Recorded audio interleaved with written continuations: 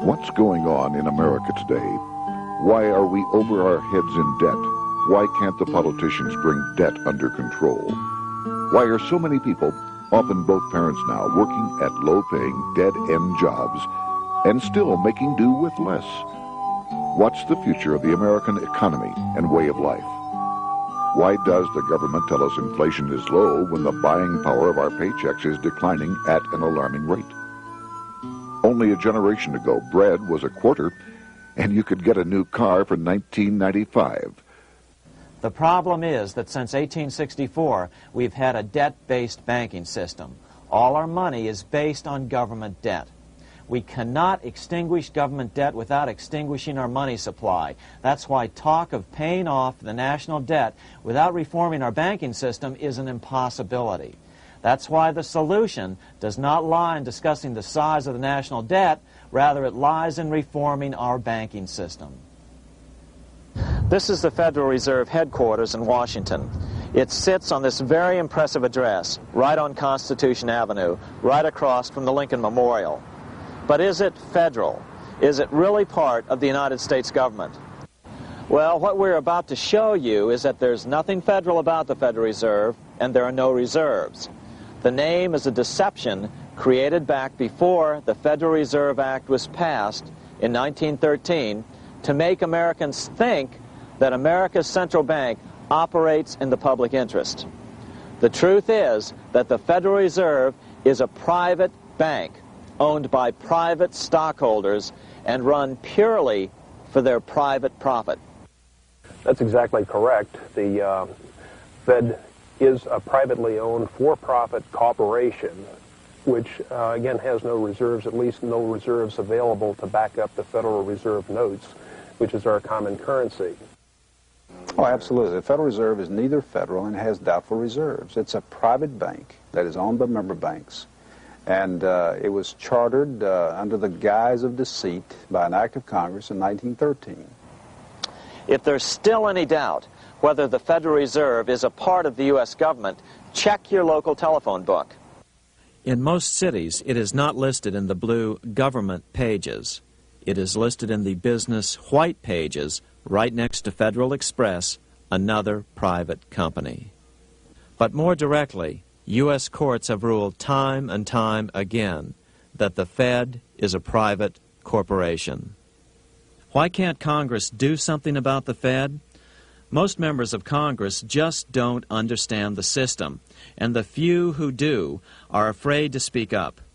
For example, initially a veteran congressman from Chicago asked us if he could be interviewed for this video. However, both times our camera crew arrived at his office to do the interview, this was all we were able to film. The congressman never appeared, and eventually decided he no longer wanted to participate. But a few others in Congress have been bolder over the years. Here are three quick examples. In 1923, Representative Charles A. Lindbergh, a Republican from Minnesota, and father of the famed aviator Lucky Lindy, put it this way: the financial system has been turned over to the Federal Reserve Board. That board administers the finance system by authority of a purely profiteering group. The system is private, conducted for the sole purpose of obtaining the greatest possible profits from the use of other people's money. One of the most outspoken critics in Congress of the Fed was the former chairman of the House Banking and Currency Committee during the Great Depression years. Lewis T. McFadden, Republican of Pennsylvania, said in 1932, "We have in this country one of the most corrupt institutions the world has ever known. I refer to the Federal Reserve Board. This evil institution has impoverished the people of the United States and has practically bankrupted our government. It has done this through the corrupt practices of the moneyed vultures who control it." Senator Barry Goldwater was a frequent critic of the Fed. Most Americans have no real understanding of the operation of the international moneylenders. The accounts of the Federal Reserve System have never been audited. It operates outside the control of Congress and manipulates the credit of the United States. The Federal Reserve really even though it is not part of the federal government, it is more powerful than the federal government. It's more powerful than the president, the Congress, and the courts. Now, a lot of people challenge me on that, but let me prove my case. The Federal Reserve determines what the average person's car payment is going to be, what their house payment is going to be, and whether they have a job or not. And I submit to you that that's total control. And the Federal Reserve is the largest single creditor of the United States government. What does Proverbs tell us? The borrower is servant to the lender. What one has to understand is that from the day the Constitution was adopted right up to today, the folks who profit from privately owned central banks, as Madison called them, the money changers, have fought a running battle for control over who gets to print America's money. Why is who prints the money so important? Think of money as just another commodity. If you have a monopoly on a commodity that everyone needs, everyone wants, and nobody has enough of, there are lots of ways to make a profit, and also exert tremendous political influence. That's what this battle is all about. Throughout the history of the United States, the money power has gone back and forth between Congress and some sort of privately owned central bank. The Founding Fathers knew the evils of a privately owned central bank. First of all, they had seen how the privately owned British central bank, the Bank of England, had run up the British national debt to such an extent that Parliament had been forced to place unfair taxes on the American colonies.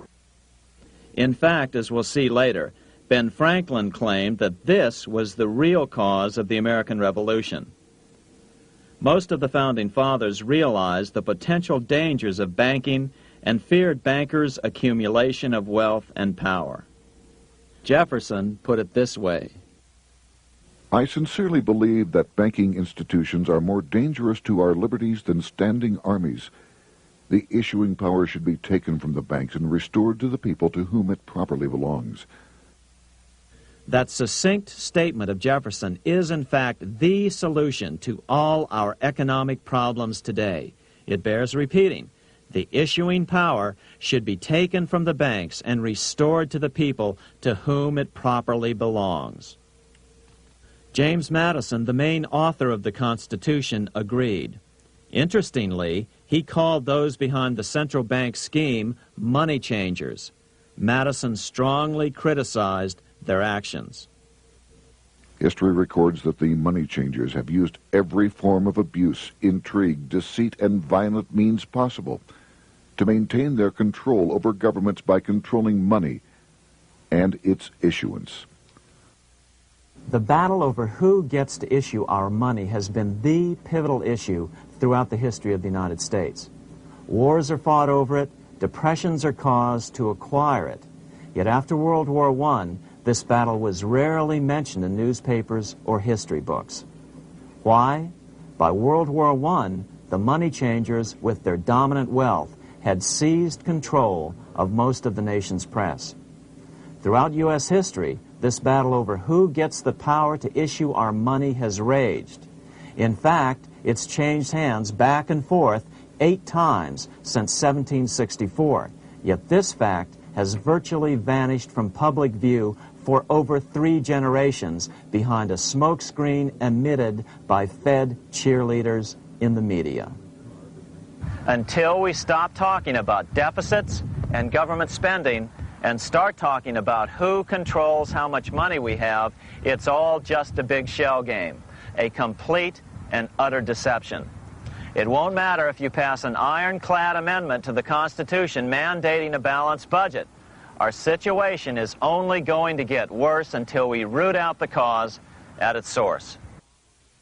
What's the solution for our national problem? First of all, education. That's what this video presentation is all about. But secondly, we must act.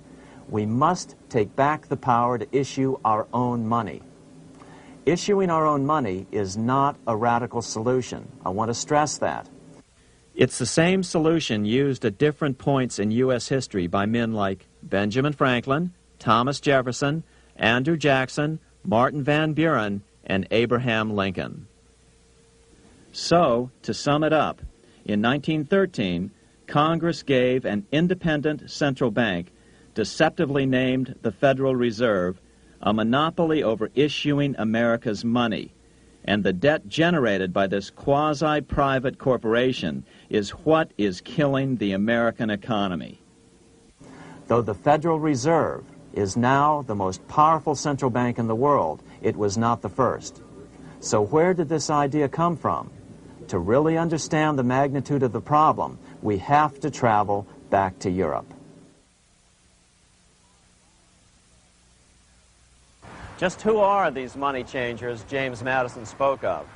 In the Bible, 2,000 years ago, Jesus drove the money changers from the temple. It was the only time Jesus used force during his ministry. What were money changers doing in the temple? When Jews came to Jerusalem to pay their temple tax, they could only pay it with a special coin, the half shekel of the sanctuary.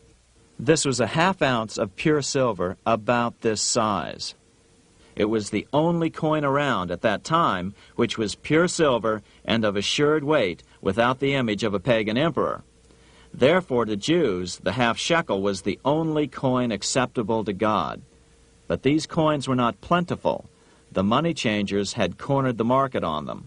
Then they raised the price, just like any other commodity, to whatever the market would bear. In other words, money changers were making exorbitant profits because they held a virtual monopoly on money. The Jews had to pay whatever they demanded. To Jesus, this totally violated the sanctity of God's house.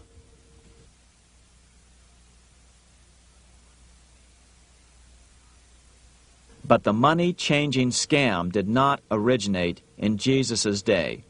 200 years before Christ, Rome was having trouble with money changers.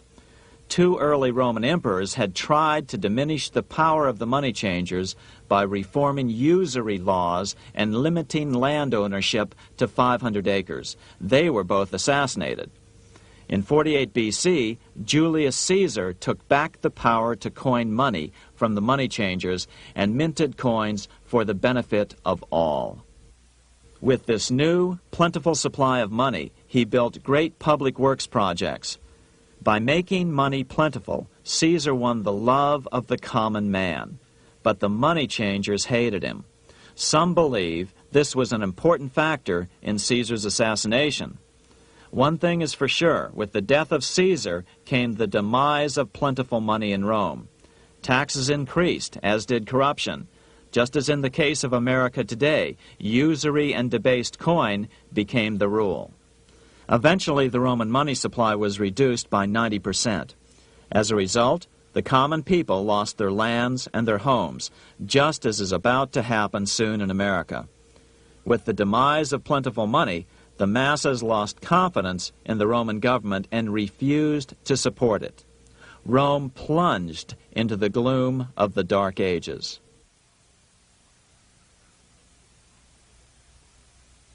A 1,000 years after the death of Christ, money changers, those who loan out and manipulate the quantity of money, were active in medieval England. In fact, they were so active that acting together, they could manipulate the entire English economy. These were not bankers per se. The money changers generally were the goldsmiths. They were the first bankers because they started keeping other people's gold for safekeeping in their vaults. The first paper money was merely a receipt for gold left at the goldsmith. Paper money caught on because it was more convenient than carrying around a lot of heavy gold and silver coins. Eventually, goldsmiths noticed that only a small fraction of the depositors ever came in and demanded their gold at any one time. Goldsmiths started cheating on the system. They discovered that they could print more money than they had gold, and usually no one would be the wiser. Then they could loan out this extra money and collect interest on it. This was the birth of fractional reserve banking. That is, loaning out many times more money than you have assets on deposit. So, if $1,000 in gold were deposited with them, they could loan out about $10,000 in paper money and draw interest payments on it, and no one would ever discover the deception. By this means, goldsmiths gradually accumulated more and more wealth and used this wealth to accumulate more and more gold. Today, this practice of loaning out more money than there are reserves is known as fractional reserve banking. Every bank in the United States is allowed to loan out at least 10 times more money than they actually have. That's why they get rich on charging, let's say, 8% interest. It's not really 8% per year, which is their income. It's 80%. That's why bank buildings are always the largest in town. But does that mean that all interest or all banking should be illegal? Hardly. In the Middle Ages, canon law, the law of the Catholic Church, forbade charging interest on loans. This concept followed the teachings of Aristotle and St. Thomas Aquinas.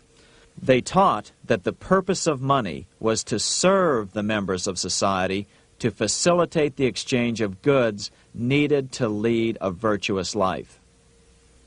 Interest, in their belief, hindered this purpose by putting an unnecessary burden on the use of money. In other words, interest was contrary to reason and justice. Reflecting church law in the Middle Ages, Europe forbade charging interest on loans and made it a crime called usury. As commerce grew, and therefore opportunities for investment arose in the late Middle Ages, it came to be recognized that to loan money had a cost for the lender, both in risk and in lost opportunity. So some charges were allowed, but not interest per se. But all moralists, no matter what religion, condemn fraud, oppression of the poor, and injustice as clearly immoral. As we will see, fractional reserve lending is rooted in a fraud, results in widespread poverty, and reduces the value of everyone else's money.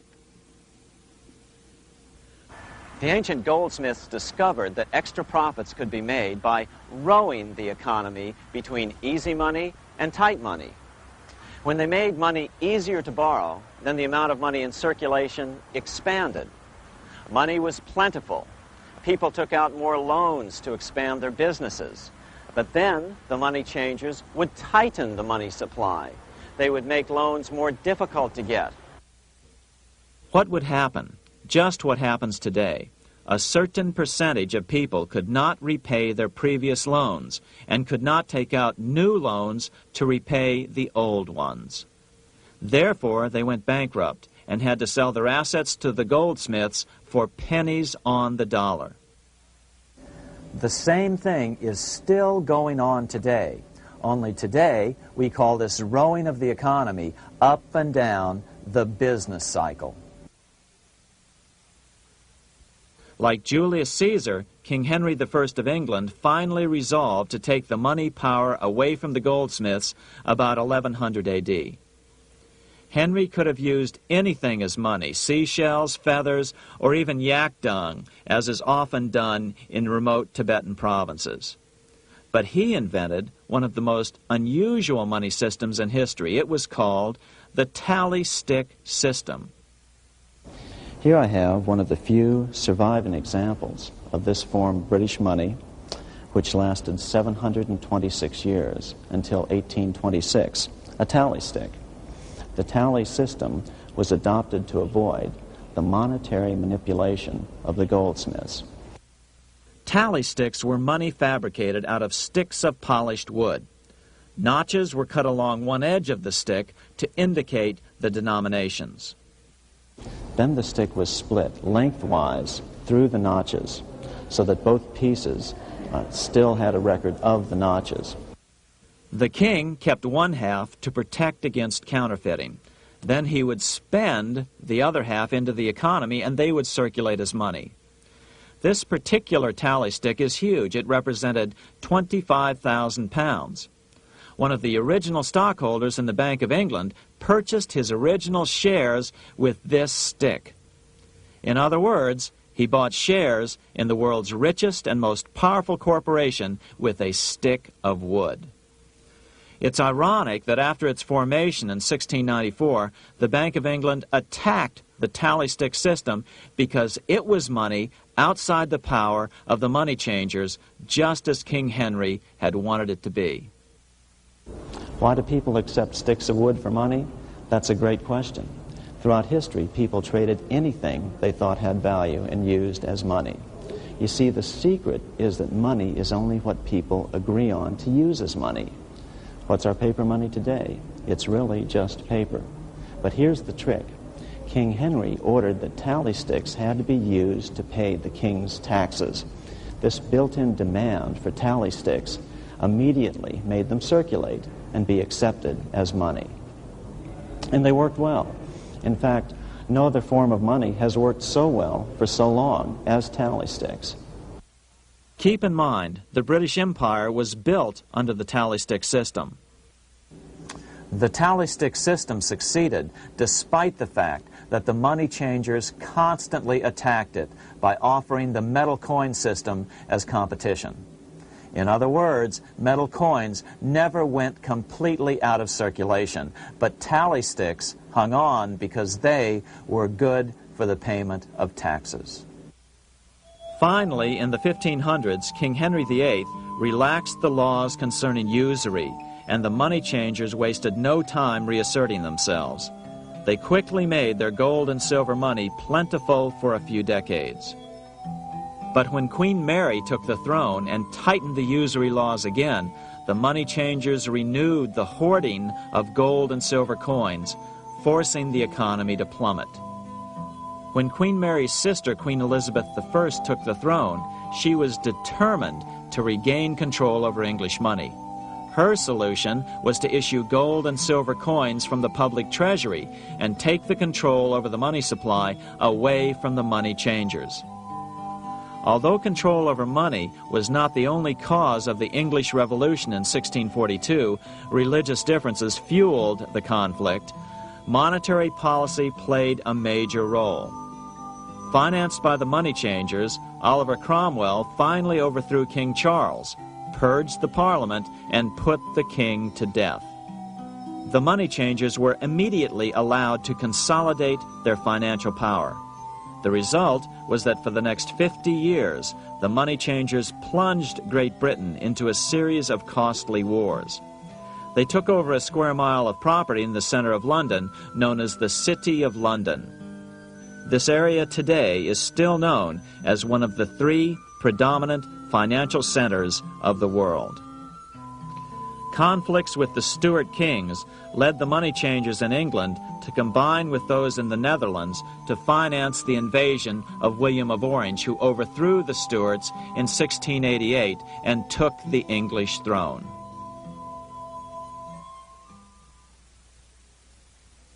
By the end of the 1600s, England was in financial ruin. 50 years of more or less continuous wars with France and Holland had exhausted her.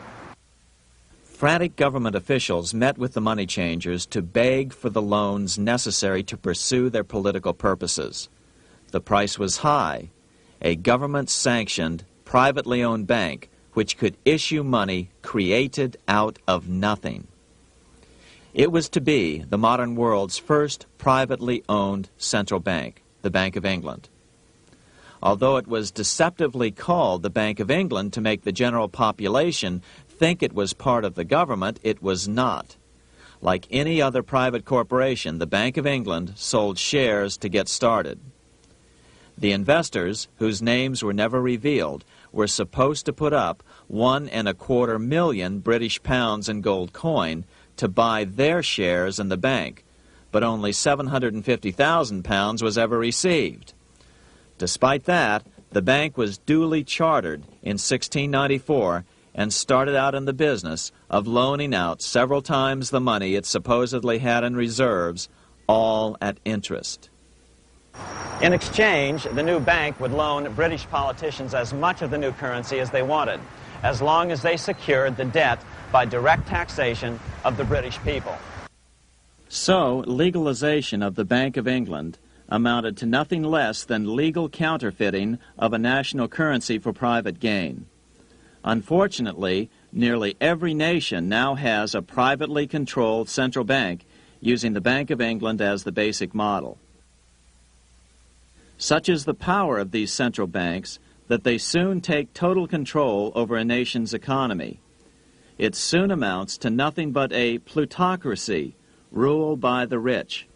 It would be like putting control of the army in the hands of the mafia. The danger of tyranny would be extreme. Yes, we need central banks. No, we do not need them in private hands. The central bank scam is really a hidden tax.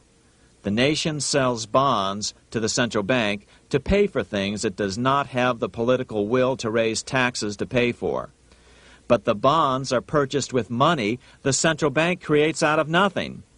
More money in circulation makes your money worth less. The government gets as much money as it needs, and the people pay for it in inflation. The beauty of the plan is that not one person in 1,000 can figure it out because it's usually hidden behind complex-sounding economics gibberish.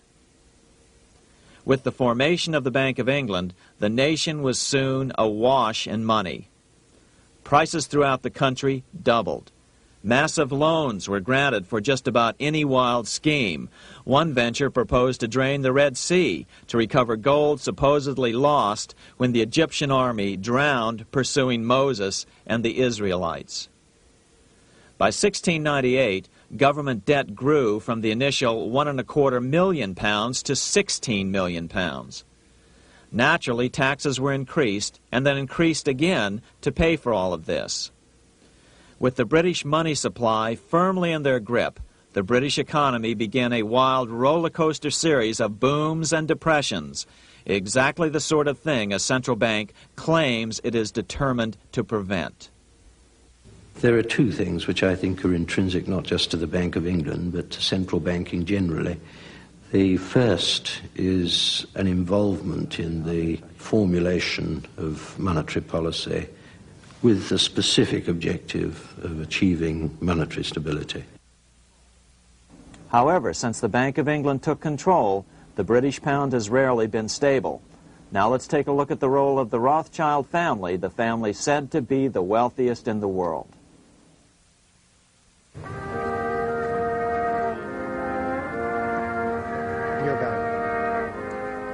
This is Frankfurt, Germany. 50 years after the Bank of England opened its doors, a goldsmith named Amschel Moses Bauer opened a coin shop, a counting house, in 1743. And over the door he placed a sign depicting a Roman eagle on a red shield. The shop became known as the Red Shield Firm, or in German, Rothschild. When his son, Amschel Meyer Bauer, inherited the business, he decided to change his name to Rothschild. Amschel soon learned that loaning money to governments and kings was more profitable than loaning to private individuals. Not only were the loans bigger, but they were secured by the nation's taxes. Mayer Rothschild had 5 sons. He trained them all in the skills of money creation, then sent them out to the major capitals of Europe to open branch offices of the family banking business. His first son, Amschel Meyer, stayed in Frankfurt to mind the hometown bank. His second son, Solomon, was sent to Vienna. His third son, Nathan, was clearly the most clever. He was sent to London at age 21 in 1798, 100 years after the founding of the Bank of England. His fourth son, Karl, went to Naples, and his fifth son, Jacob, went to Paris. In 1785, Mayer Amschel moved his entire family to this larger house, a 5-story dwelling he shared with the Schiff family. This house was known as the Green Shield. The Rothschilds and the Schiffs would play a central role in the rest of European financial history and in that of the United States. The Rothschilds broke into dealings with European royalty here at Wilhelmshof, the palace of the wealthiest man in Germany. In fact, the wealthiest monarch in all Europe, Prince William of Hesse-Kassel. At first, the Rothschilds were only helping William speculate in precious coins. But when Napoleon chased Prince William into exile, he sent £550,000, a gigantic sum at that time, to Nathan Rothschild in London with instructions for him to buy consols, British government bonds, also called government stock. But Rothschild used the money for his own purposes. With Napoleon on the loose, the opportunities of wartime investments were nearly limitless. William returned here sometime prior to the Battle of Waterloo in 1815. He summoned Rothschild and demanded his money back. The Rothschilds returned William's money with the interest the British consuls would have paid him had the investment actually been made. But the Rothschilds kept all the past profits they had made using William's money. Nathan Rothschild later bragged that in the 17 years he'd been in England, he'd increased his original £20,000 stake given to him by his father by 2,500 times. By cooperating within the family, the Rothschilds soon grew unbelievably wealthy. By the mid-1800s, they dominated all European banking and were certainly the wealthiest family in the world. They financed Cecil Rhodes, making it possible for him to establish a monopoly over the diamond and gold fields of South Africa. In America, they financed the Harrimans and railroads, the Vanderbilts and railroads and the press, and Carnegie in the steel industry, among many others. In fact, during World War I, J.P. Morgan was thought to be the richest man in America. But after his death, it was discovered that he was actually only a lieutenant of the Rothschilds. Once Morgan's will was made public, it was discovered that he owned only 19% of J.P. Morgan companies.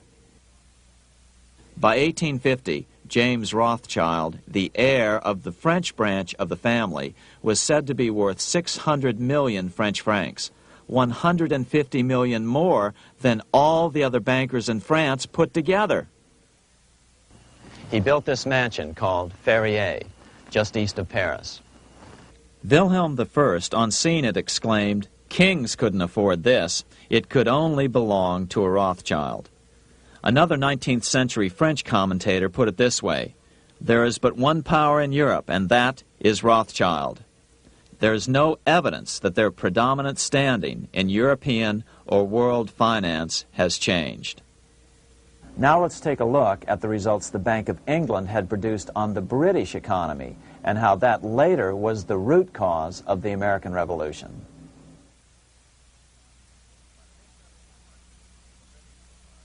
By the mid-1700s, the British Empire was nearing its height of power around the world. But Britain had fought 4 costly wars in Europe since the creation of their privately owned central bank, the Bank of England. The cost had been high. To finance these wars, the British Parliament here had borrowed heavily from the bank. By the mid-1700s, the government's debt here in Britain was £140 million, a staggering sum for those days. Consequently, the British government embarked on a program of trying to raise revenues from their American colonies in order to make their interest payments to the bank. But in America, it was a different story. The scourge of a privately owned central bank had not yet hit. This is Independence Hall in Philadelphia, where the Declaration of Independence and Constitution were signed.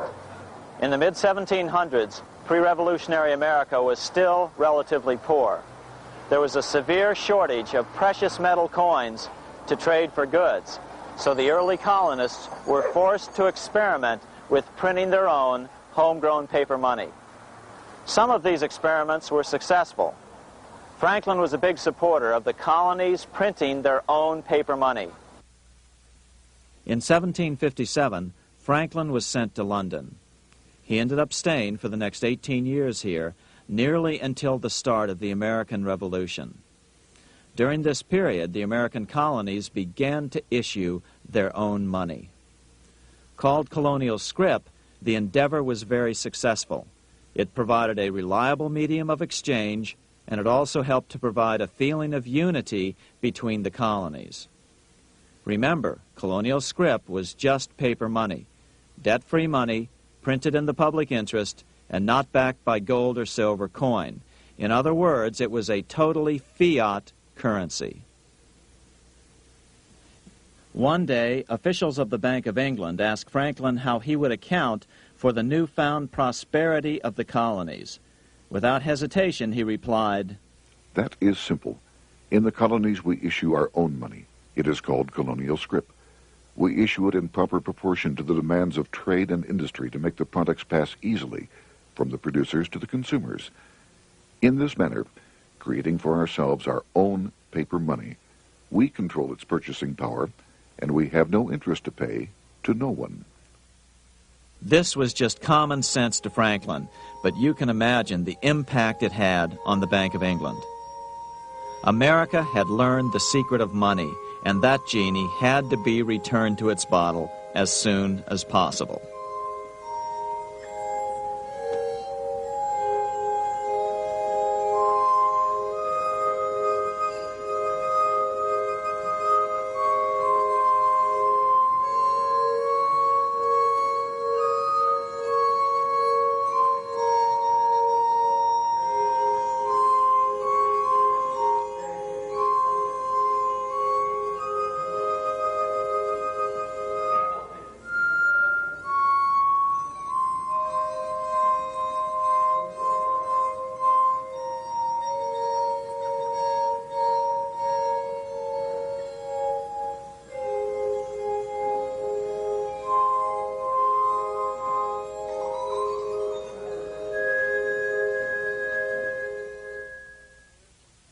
As a result, Parliament hurriedly passed the Currency Act of 1764. This prohibited colonial officials from issuing their own money and ordered them to pay all future taxes in gold or silver coins. In other words, it forced the colonies on a gold or silver standard. For those who still believe that a gold standard is the answer for America's current monetary problems, look what happened to America after that. Writing in his autobiography, Franklin said, "In 1 year, the conditions were so reversed that the era of prosperity ended and a depression set in to such an extent that the streets of the colonies were filled with unemployed." Franklin claims that this was even the basic cause for the American Revolution. As Franklin put it in his autobiography, The colonies would gladly have borne a little tax on tea and other matters had it not been that England took away from the colonies their money, which created unemployment and dissatisfaction. The inability of the colonists to get the power to issue their own money permanently out of the hands of George III and the international bankers was the prime reason for the Revolutionary War. By the time the first shots were fired in Lexington, Massachusetts, on April 19, 1775, the colonies had been drained of gold and silver coin by British taxation. As a result, the Continental government had no choice but to print money to finance the war. At the start of the Revolution, the U.S. money supply stood at $12 million.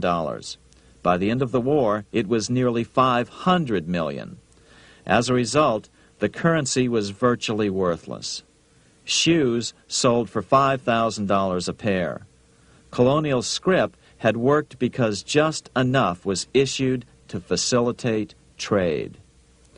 As George Washington lamented, "A wagon load of money will scarcely purchase a wagon load of provisions."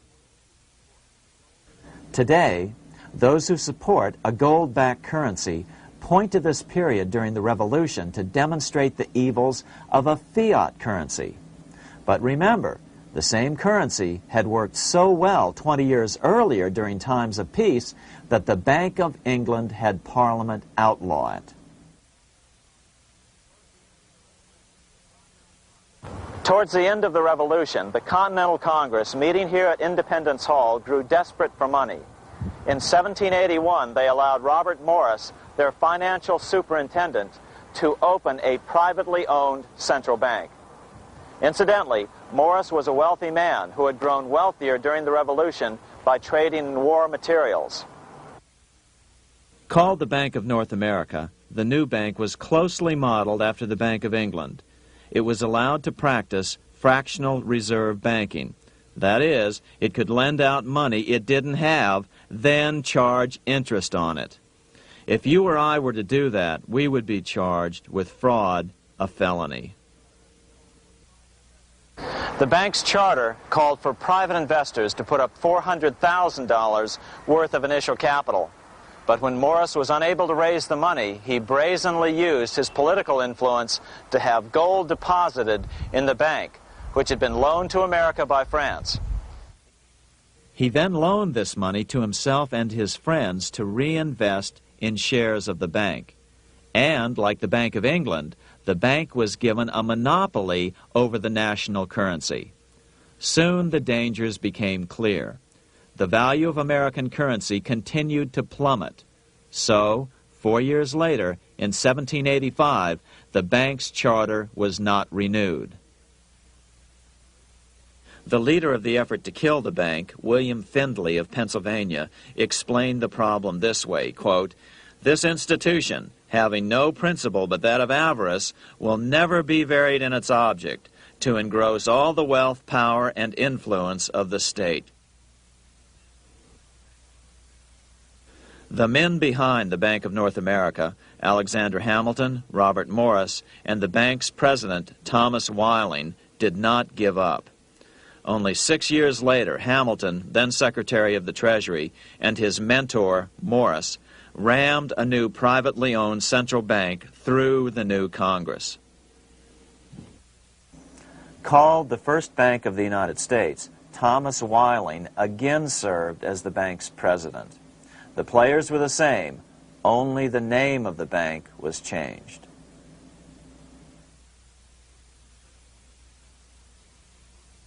In 1787, colonial leaders assembled in Philadelphia to replace the ailing Articles of Confederation. As we saw earlier, both Thomas Jefferson and James Madison were unalterably opposed to a privately owned central bank. They had seen the problems caused by the Bank of England. They wanted nothing of it. As Jefferson later put it, "If the American people ever allow private banks to control the issue of their currency, first by inflation, then by deflation, the banks and the corporations which grow up around them will deprive the people of all property until their children wake up homeless on the continent their fathers conquered." During the debate over the future monetary system, another one of the founding fathers, Gouverneur Morris, castigated the motivations of the owners of the Bank of North America. Gouverneur Morris headed the committee that wrote the final draft of the Constitution. Morris knew the motivations of the bank well. Along with his old boss, Robert Morris, Gouverneur Morris and Alexander Hamilton were the ones who had presented the original plan for the Bank of North America to the Continental Congress in the last year of the Revolution. In a letter he wrote to James Madison on July 2nd, 1787, Gouverneur Morris revealed what was really going on. "The rich will strive to establish their dominion and enslave the rest. They always did. They always will. They will have the same effect here as elsewhere if we do not, by the power of government, keep them in their proper spheres." Despite the defection of Gouverneur Morris from the ranks of the bank, Hamilton, Robert Morris, Thomas Whiling, and their European backers were not about to give up. They convinced the bulk of the delegates to the Constitutional Convention to not give Congress the power to issue paper money. Most of the delegates were still reeling from the wild inflation of the paper currency during the Revolution. They had forgotten how well colonial scrip had worked before the war. But the Bank of England had not. The money changers could not stand to have America printing her own money again. So the Constitution is silent on the matter. This grievous defect left the door wide open for the money changers, just as they had planned.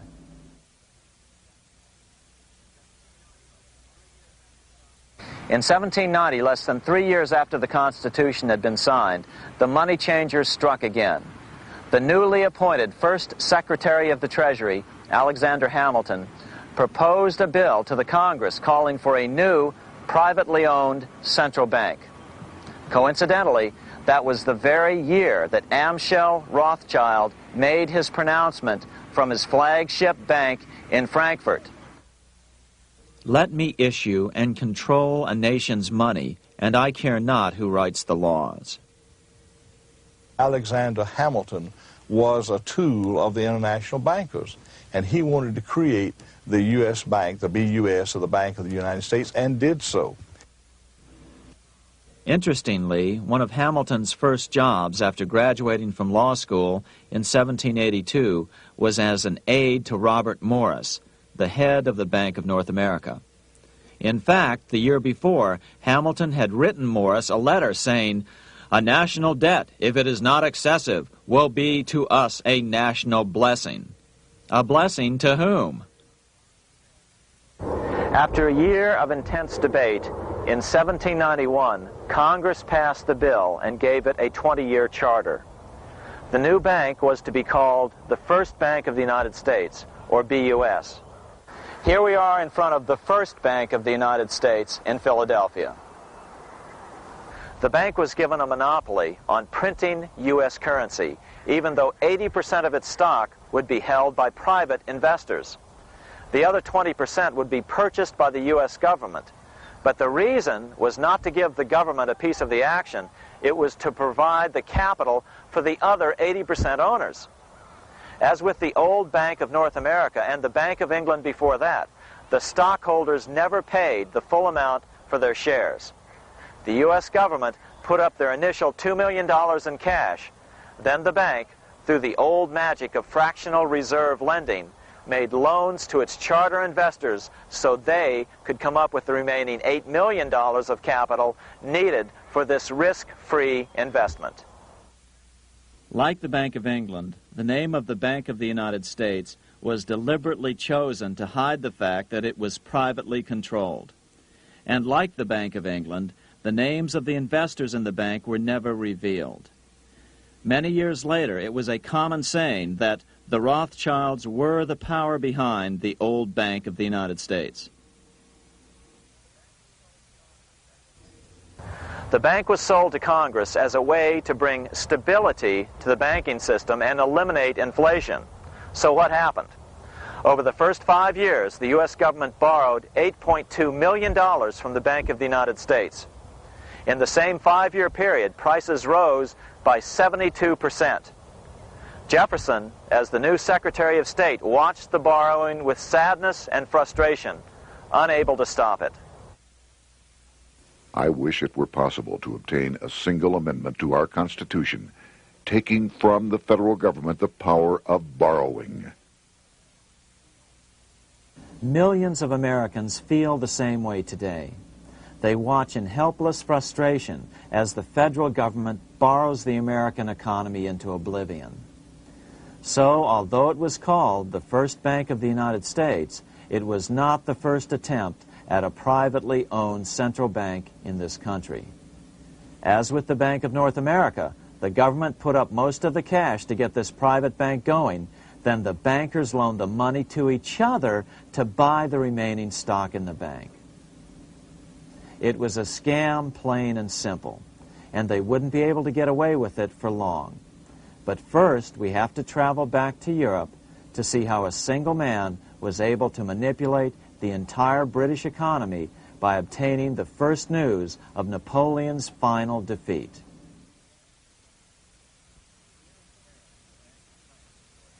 Here in Paris, the Bank of France was organized in 1800, just like the Bank of England. But Napoleon decided France had to break free of debt, and he never trusted the Bank of France. He declared that when a government is dependent upon bankers for money, the bankers, not the leaders of the government, are in control. The hand that gives is above the hand that takes. Money has no motherland. Financiers are without patriotism and without decency. Their sole object is gain. Back in America, unexpected help was about to arrive. In 1800, Thomas Jefferson narrowly defeated John Adams to become the third president of the United States. By 1803, Jefferson and Napoleon had struck a deal. The U.S. would give Napoleon $3 million in gold in exchange for a huge chunk of territory west of the Mississippi River, the Louisiana Purchase. With that $3 million, Napoleon quickly forged an army and set off across Europe, conquering everything in his path. But the Bank of England quickly rose to oppose him. They financed every nation in his path, reaping the enormous profits of war. Prussia, Austria, and finally Russia all went heavily into debt in a futile attempt to stop Napoleon. 4 years later, with the main French army in Russia, 30-year-old Nathan Rothschild, the head of the London office of the Rothschild family, personally took charge of a bold plan to smuggle a much-needed shipment of gold right through France to finance an attack by the Duke of Wellington from Spain. Nathan later bragged at a dinner party in London that it was the best business he'd ever done. Little did he know that he would do much better business in the near future. Wellington's attacks from the south and other defeats eventually forced Napoleon to abdicate, and Louis XVIII was crowned king. Napoleon was exiled to Elba, a tiny island off the coast of Italy, supposedly exiled from France forever. While Napoleon was in exile on Elba, temporarily defeated by England with the financial help of the Rothschilds, America was trying to break free of its central bank as well.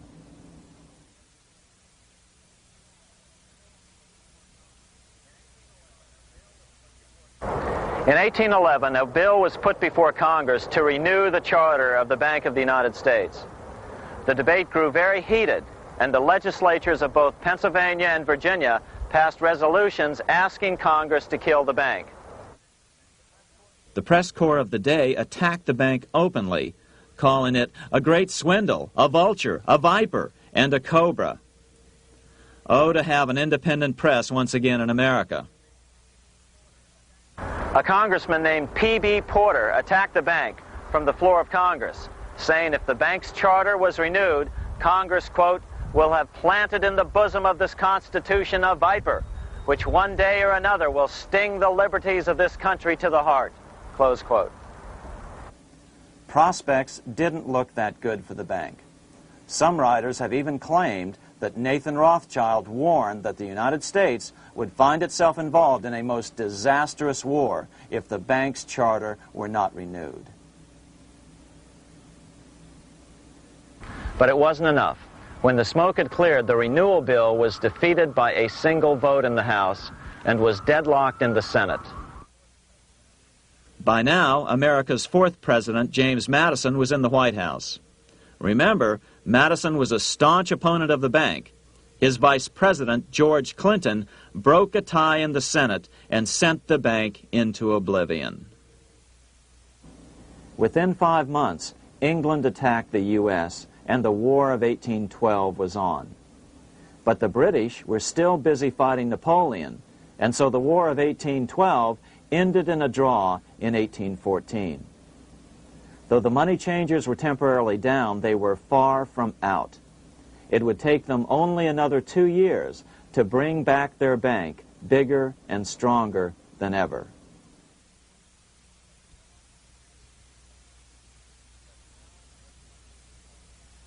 But now let's return to Napoleon, because nothing else in history more aptly demonstrates the ingenuity of the Rothschild family than their control of the British stock market after Waterloo.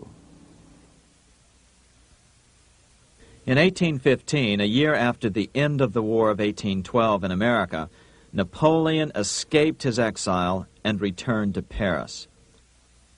French troops were sent out to capture him, but such was his charisma that the soldiers rallied around their old leader and hailed him as their emperor once again.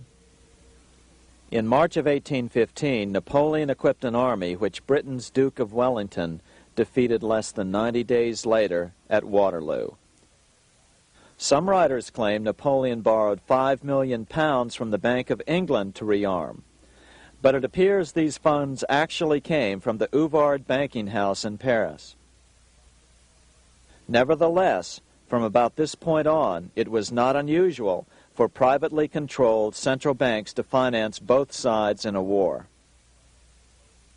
Why would a central bank finance opposing sides in a war? Because war is the biggest debt generator of them all. A nation will borrow any amount for victory. The ultimate loser is loaned just enough to hold out the vain hope of victory, and the ultimate winner is given enough to win. Besides, such loans are usually conditioned upon the guarantee that the victor will honor the debts of the vanquished.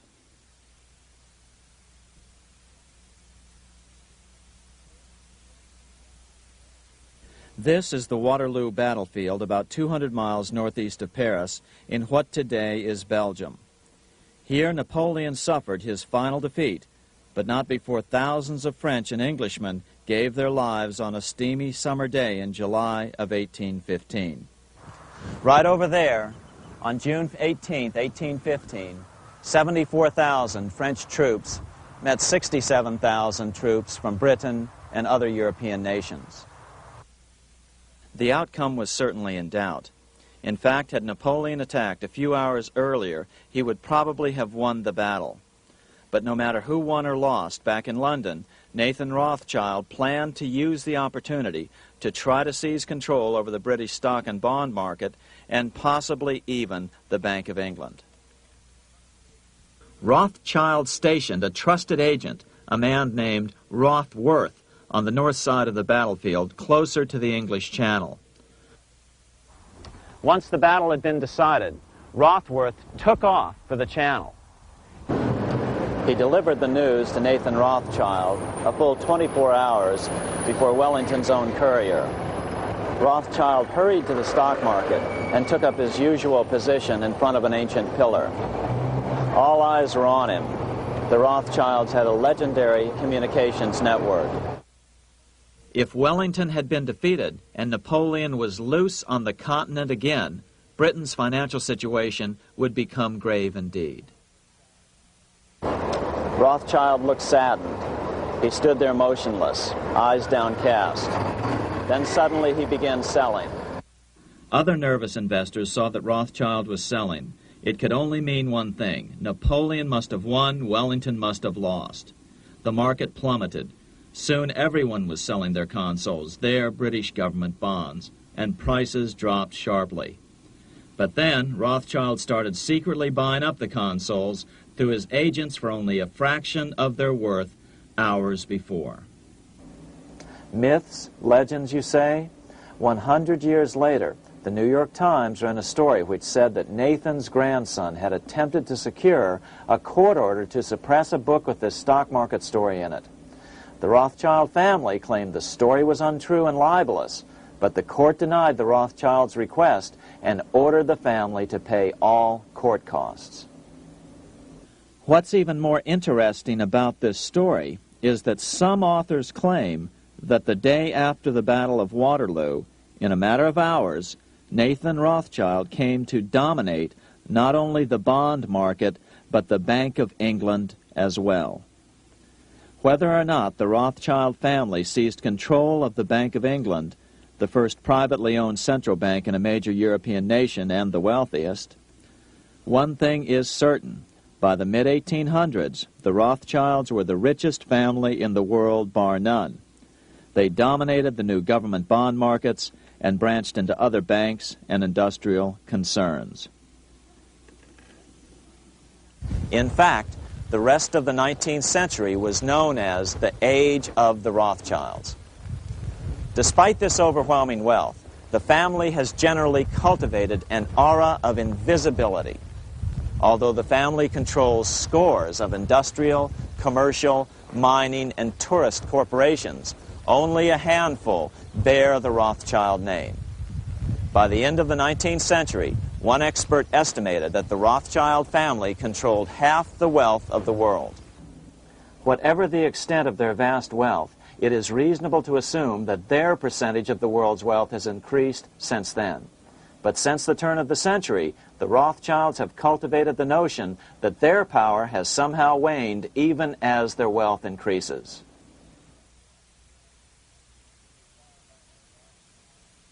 Meanwhile, back in Washington in 1816, just 1 year after Waterloo and Rothschild's alleged takeover of the Bank of England, the American Congress passed a bill permitting yet another privately owned central bank. This bank was called the Second Bank of the United States. The new bank's charter was a copy of the previous bank's. The U.S. government would own 20% of the shares of the bank. Of course, the federal share was paid by the Treasury up front into the bank's coffers. Then, through the magic of fractional reserve lending, it was transformed into loans to private investors who then bought the remaining 80% of the shares. Just as before, the primary stockholders remained a secret. But it is known that the largest block of shares, about 1/3 of the total, were sold to foreigners.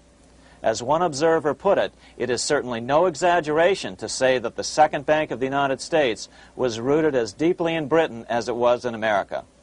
So, by 1816, some authors claim the Rothschilds had taken control over the Bank of England and backed a new, privately owned central bank in America as well.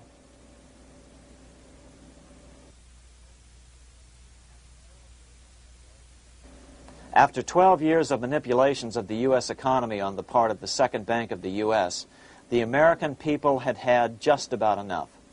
Opponents of the bank nominated a dignified senator from Tennessee, Andrew Jackson, the hero of the Battle of New Orleans, to run for president. This is his home, the Hermitage. No one gave Jackson a chance initially. The bank had long ago learned how the political process could be controlled with money. To the surprise and dismay of the money changers, Jackson was swept into office in 1828. Jackson was determined to kill the bank at the first opportunity and wasted no time in trying to do so. But the bank's 20-year charter didn't come up for renewal until 1836, the last year of his second term, if he could survive that long. During his first term, Jackson contented himself with rooting out the bank's many minions from government service. He fired 2,000 of the 11,000 employees of the federal government. In 1832, with his re-election approaching, the bank struck an early blow, hoping Jackson would not want to stir up controversy. They asked Congress to pass a renewal bill 4 years early. Naturally, Congress complied, then sent it to the president for signing. But Jackson weighed in with both feet. Old Hickory, never a coward, vetoed the bill. His veto message is one of the great American documents. It clearly lays out the responsibility of the American government towards its citizens, rich and poor. It is not our own citizens only who are to receive the bounty of our government. More than 8 million of the stock of this bank are held by foreigners. Is there no danger to our liberty and independence in a bank that in its nature has so little to bind it to our country? Controlling our currency, receiving our public monies, and holding thousands of our citizens' independence would be more formidable and dangerous than a military power of the enemy.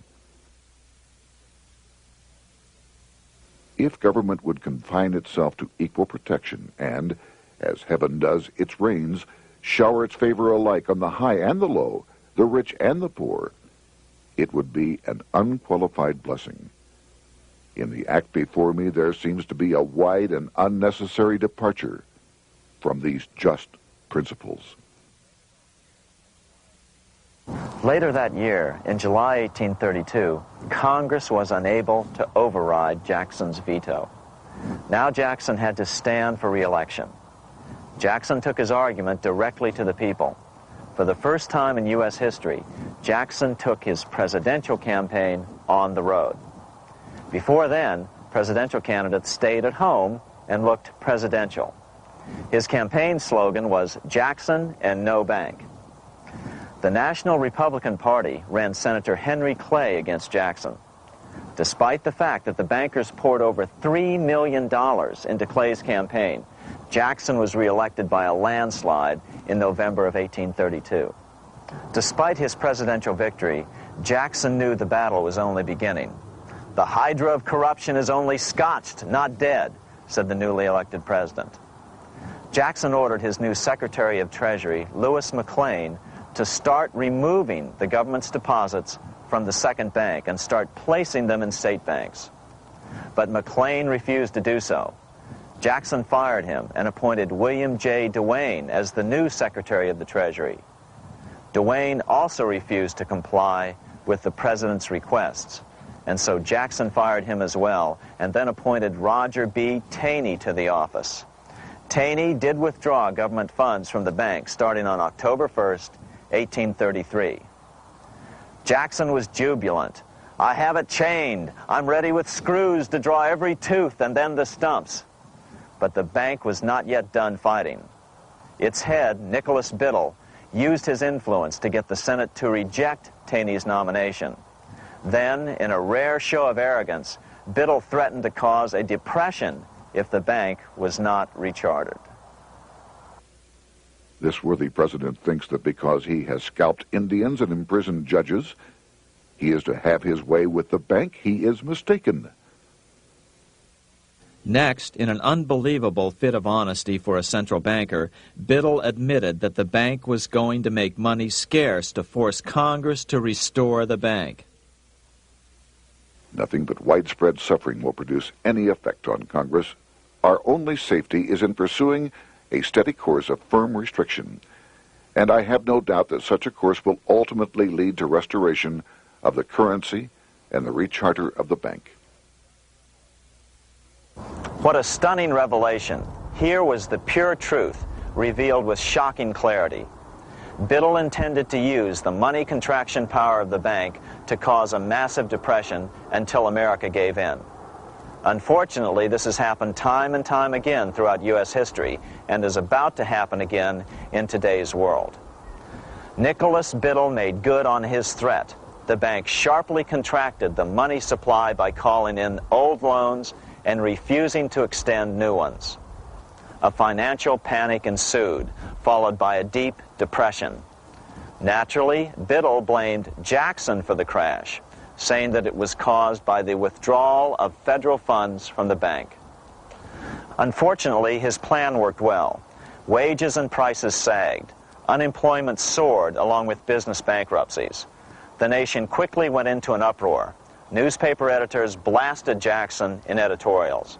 The bank threatened to withhold payments, which then could be made directly to key politicians for their support.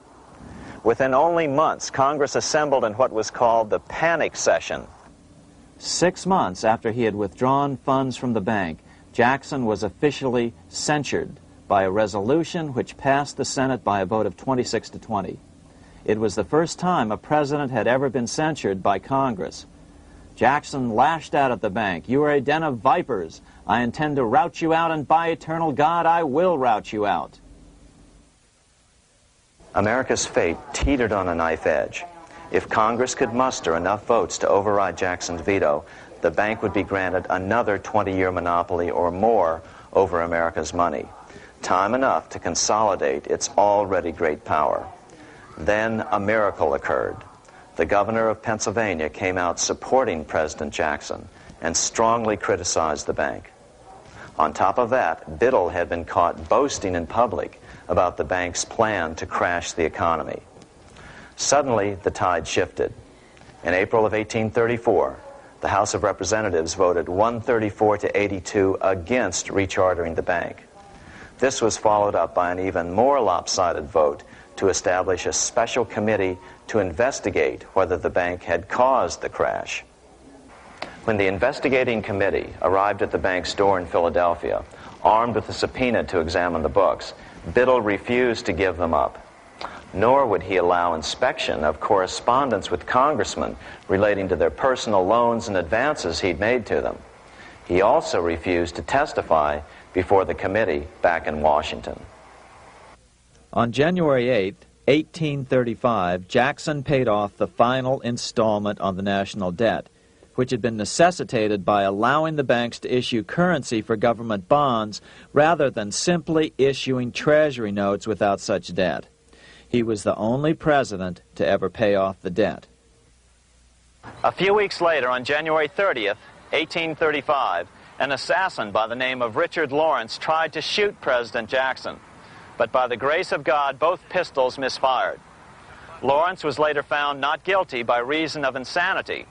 After his release, he bragged to friends that powerful people in Europe had put him up to the task and promised to protect him if he were caught. The following year, when its charter ran out, the Second Bank of the United States ceased functioning as the nation's central bank. Biddle was later arrested and charged with fraud. He was tried and acquitted, but died shortly thereafter while still tied up in civil suits. After his second term as president, Jackson retired here to the Hermitage outside of Nashville to live out his life. He is still remembered here for his determination to kill the bank.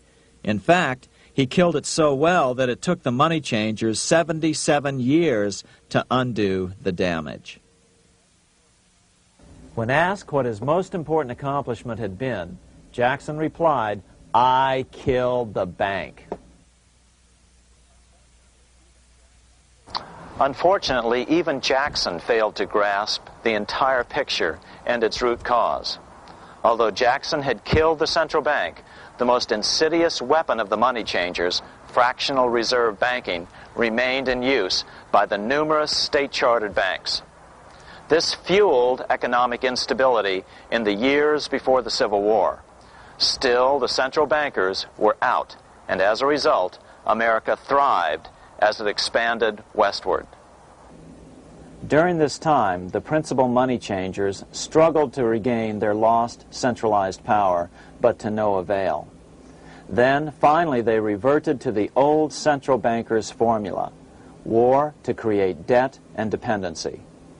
If they couldn't get their central bank any other way, America could be brought to its knees by plunging it into a civil war, just as they had done in 1812 after the first Bank of the United States was not rechartered. 1 month after the inauguration of Abraham Lincoln, the first shots of the American Civil War were fired here at Fort Sumter, South Carolina, on April 12, 1861. Certainly slavery was a cause for the Civil War, but not the primary cause. Lincoln knew that the economy of the South depended upon slavery, and so before the Civil War, he had no intention of eliminating it. Lincoln had put it this way in his inaugural address only 1 month earlier. I have no purpose, directly or indirectly, to interfere with the institution of slavery in the states where it now exists. I believe I have no lawful right to do so, and I have no inclination to do so. Even after the first shots were fired here at Fort Sumter, Lincoln continued to insist that the Civil War was not about the issue of slavery. My paramount objective is to save the Union, and it is not either to save or destroy slavery. If I could save the Union without freeing any slave, I would do it. So what was the Civil War all about?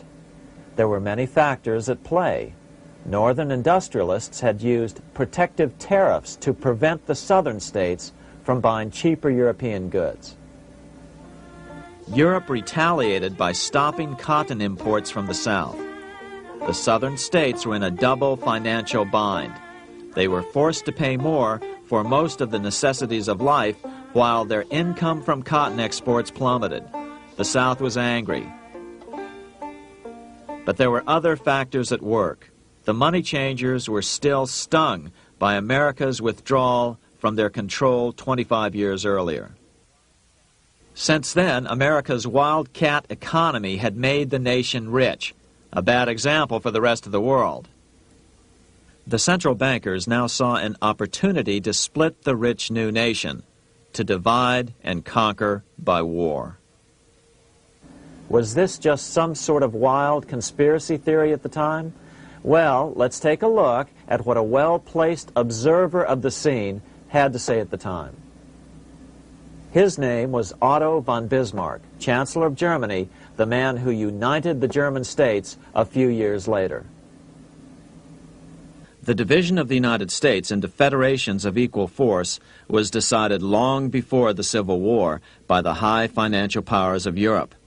These bankers were afraid that the United States, if they remained as one bloc and as one nation, would attain economic and financial independence which would upset their financial domination over the world.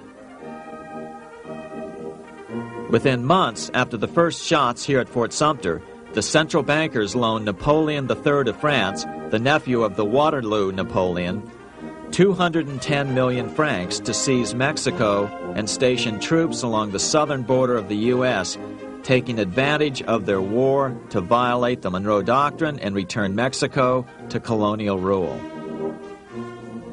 No matter what the outcome of the Civil War, a weakened America, heavily indebted to the money changers, would open up Central and South America once again to European colonization and domination. The very thing America's Monroe Doctrine had forbade in 1823. At the same time, Great Britain moved 11,000 troops into Canada and positioned them menacingly along America's northern border. The British fleet went to war alert should their quick intervention be called for. Lincoln knew he was in a double bind. That's why he agonized over the fate of the Union. There was a lot more to it than just differences between the North and the South. That's why his emphasis was always on union and not merely the defeat of the South. But Lincoln needed money to win. In 1861, Lincoln and his Secretary of Treasury, Salmon P. Chase, went to New York to apply for the necessary loans. The money changers, anxious to see the Union fail, offered loans at 24 to 36% interest. Lincoln said thanks, but no thanks, and returned to Washington. Lincoln sent for an old friend, Colonel Dick Taylor of Chicago, and put him on the problem of financing the war. During one meeting, Lincoln asked Taylor what he'd discovered. Taylor put it this way. Why, Lincoln, that is easy. Just get Congress to pass a bill authorizing the printing of full legal tender treasury notes, and pay your soldiers with them, and go ahead and win your war with them also. When Lincoln asked if the people of the United States would accept the notes, Taylor said, "The people, or anyone else, will not have any choice in the matter if you make them full legal tender. They will have the full sanction of the government and be just as good as any money, as Congress is given that express right by the Constitution." So that's exactly what Lincoln did. In 1862-63, he printed up $450 million worth of the new bills. In order to distinguish them from other banknotes in circulation, he printed them in green ink on the back side. That's why the notes were called greenbacks. With this new money, Lincoln paid the troops and bought their supplies. During the course of the war, nearly $450 million worth of greenbacks were printed at no interest to the federal government. Lincoln understood who was really pulling the strings and what was at stake for the American people. This is how he explained his rationale. The government should create, issue, and circulate all the currency and credit needed to satisfy the spending power of the government and the buying power of consumers. The privilege of creating and issuing money is not only the supreme prerogative of government, but it is the government's greatest creative opportunity. By the adoption of these principles, the taxpayers will be saved immense sums of interest. Money will cease to be master and become the servant of humanity. A truly incredible editorial in the London Times explained the central bankers' attitude towards Lincoln's greenbacks. If this mischievous financial policy, which has its origins in North America, shall become indurated down to a fixture, then That government will furnish its own money without cost. It will pay off debts and be without debt. It will have all the money necessary to carry on its commerce. It will become prosperous without precedent in the history of the world. The brains and wealth of all countries will go to North America. That country must be destroyed, or it will destroy every monarchy on the globe. The scheme was effective, so effective that the next year, 1863, with Federal and Confederate troops beginning to mass for the decisive battle of the Civil War, and the Treasury in need of further congressional authority to issue more greenbacks, Lincoln allowed the bankers to push through the National Bank Act. These new national banks would operate under a virtual tax-free status and collectively had the exclusive monopoly power to create the new form of money, banknotes. Though greenbacks continued to circulate, their numbers were not increased. But most importantly, from this point on, the entire U.S. money supply would be created out of debt by bankers buying U.S. government bonds and issuing them for reserves for banknotes. As historian John Kenneth Galbraith explained it, in numerous years following the war, the federal government ran a heavy surplus. It could not, however, pay off its debt, retire its securities, because to do so meant there would be no bonds to back the national banknotes. To pay off the debt was to destroy the money supply. Later in 1863, Lincoln got some unexpected help from Tsar Alexander II of Russia. The Tsar, like Bismarck in Germany, knew what the international money changers were up to and had steadfastly refused to let them set up a central bank in Russia. If America survived and was able to remain out of their clutches, the Tsar's position would remain secure. If the bankers were successful at dividing America and giving the pieces back to Great Britain and France, both nations under control of their central banks, eventually they would threaten Russia again. So the Tsar gave orders that if either England or France actively intervened and gave aid to the South, Russia would consider such action as a declaration of war. He did the same with part of his Pacific Fleet and sent them to port in San Francisco. Lincoln was reelected the next year, 1864. Had he lived, he would surely have killed the national bank's money monopoly extracted from him during the war. On November 21, 1864, he wrote a friend the following: The money power preys upon the nation in times of peace and conspires against it in times of adversity. It is more despotic than monarchy, more insolent than autocracy, more selfish than bureaucracy. Shortly before Lincoln was murdered, his former Secretary of Treasury, Salmon P. Chase, bemoaned his role in helping secure the passage of the National Banking Act only 1 year earlier. My agency in promoting the passage of the National Banking Act was the greatest financial mistake in my life. It has built up a monopoly which affects every interest in the country.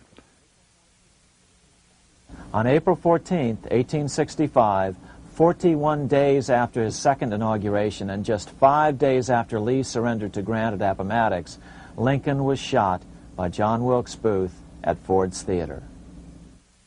Bismarck, Chancellor of Germany, lamented the death of Abraham Lincoln.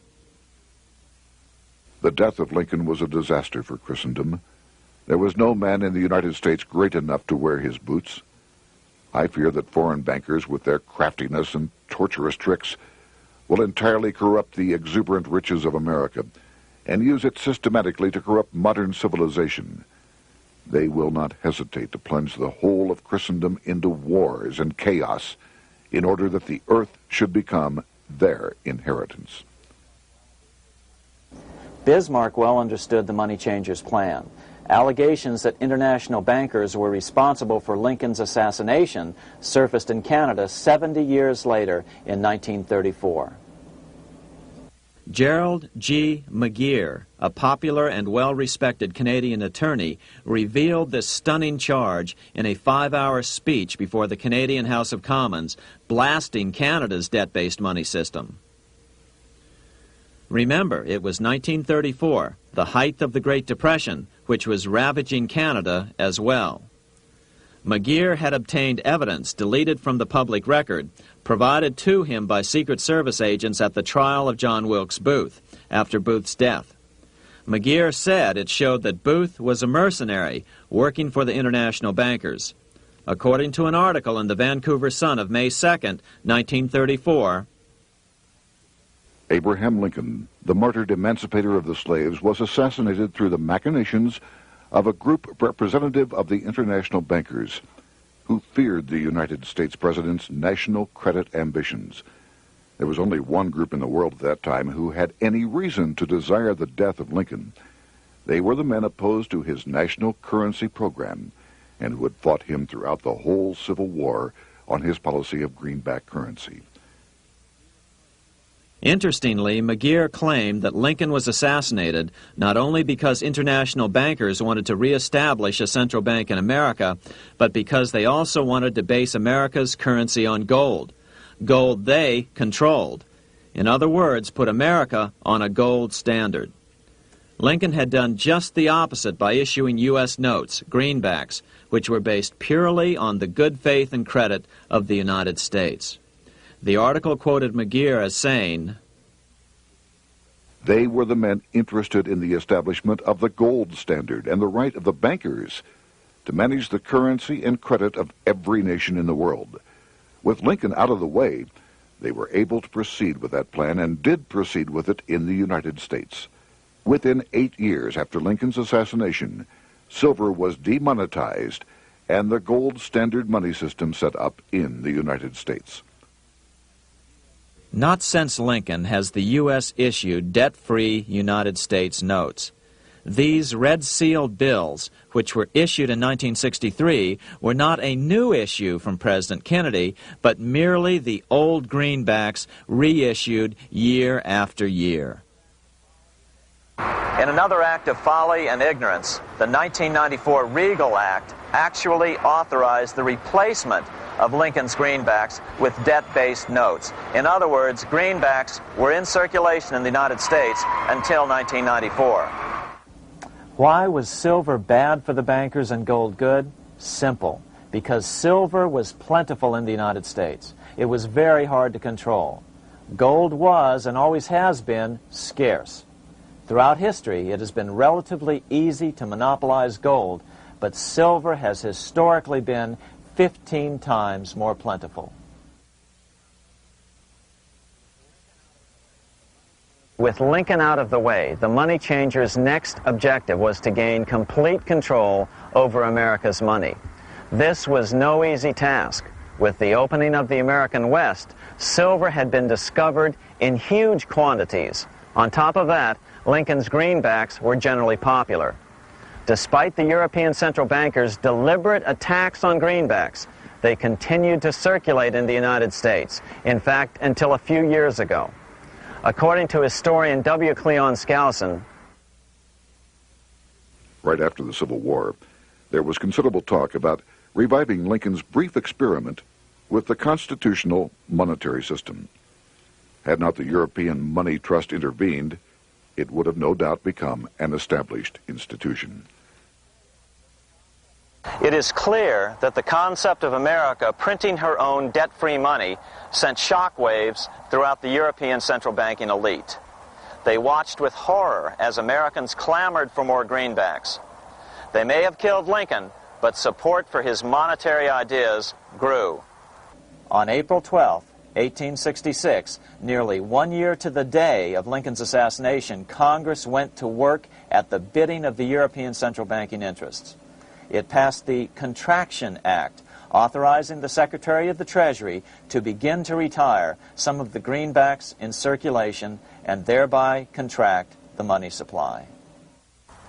Authors Theodore R. Thorin and Richard F. Warner explained the results of the money contraction in their classic book on the subject, The Truth in Money Book. The hard times which occurred after the Civil War could have been avoided if the greenback legislation had continued as President Lincoln had intended. Instead, there were a series of money panics, what we call recessions, which put pressure on Congress to enact legislation to place the banking system under centralized control. Eventually, the Federal Reserve Act was passed on December 23, 1913. In other words, the money changers wanted two things: the reinstitution of a central bank under their exclusive control, and two, an American currency backed by gold. Their strategy was twofold. First of all, cause a series of panics to try to convince the American people that only centralized control of the money supply could provide economic stability. And secondly, remove so much money from the system that most Americans would be so desperately poor that they either wouldn't care or would be too weak to oppose the bankers. In 1866, there was $1.8 billion in currency in circulation in the United States, about $50.46 per capita. In 1867 alone, $500 million, $500 million, was removed from the U.S. money supply. 10 years later, in 1876, America's money supply was reduced to only $600 million. In other words, 2/3 of America's money had been called in by the bankers.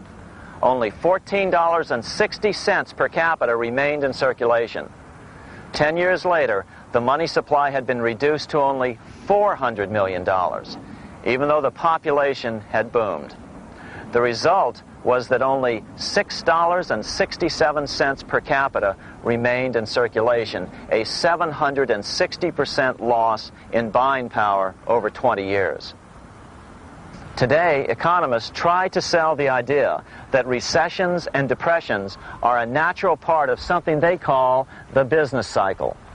The truth is, our money supply is manipulated now just as it was before and after the Civil War. How did this happen? How did money become so scarce? Simple. Bank loans were called in and no new ones were given. In addition, silver coins were melted down. In 1872, a man named Ernest Sed was given 100,000 pounds, about $500,000, by the Bank of England and sent to America to bribe necessary congressmen to get silver demonetized. He was told that if that was not sufficient, to draw an additional 100,000 pounds or as much more as was necessary. The next year, Congress passed the Coinage Act of 1873, and the minting of silver dollars abruptly stopped. In fact, Representative Samuel Hooper, who introduced the bill in the House, acknowledged that Mr. Sed actually drafted the legislation. But it gets even worse than that. In 1874, Sed himself admitted who was behind the scheme. I went to America in the winter of 1872-73, authorized to secure, if I could, the passage of a bill demonetizing silver. It was in the interest of those I represented, the governors of the Bank of England, to have it done. By 1873, gold coins were the only form of coin money. But the contest over control of America's money was not yet over. Only 3 years later, in 1876, with 1/3 of America's workforce unemployed, the population was growing restless. People were clamoring for a return to the greenback money system of President Lincoln or a return to silver money, anything that would make money more plentiful. That year, Congress created the United States Silver Commission to study the problem. Their report clearly blamed the monetary contraction on the national bankers. The report is interesting because it compares the deliberate money contraction by the national bankers after the Civil War to the fall of the Roman Empire. The disaster of the Dark Ages was caused by decreasing money and falling prices. Without money, civilization could not have had a beginning, and with a diminishing supply, it must languish, and unless relieved, finally perish. At the Christian era, the metallic money of the Roman Empire amounted to $1,800,000,000. By the end of the 15th century, it had shrunk to less than $200 million. History records no other such disastrous transition as that from the Roman Empire to the Dark Ages.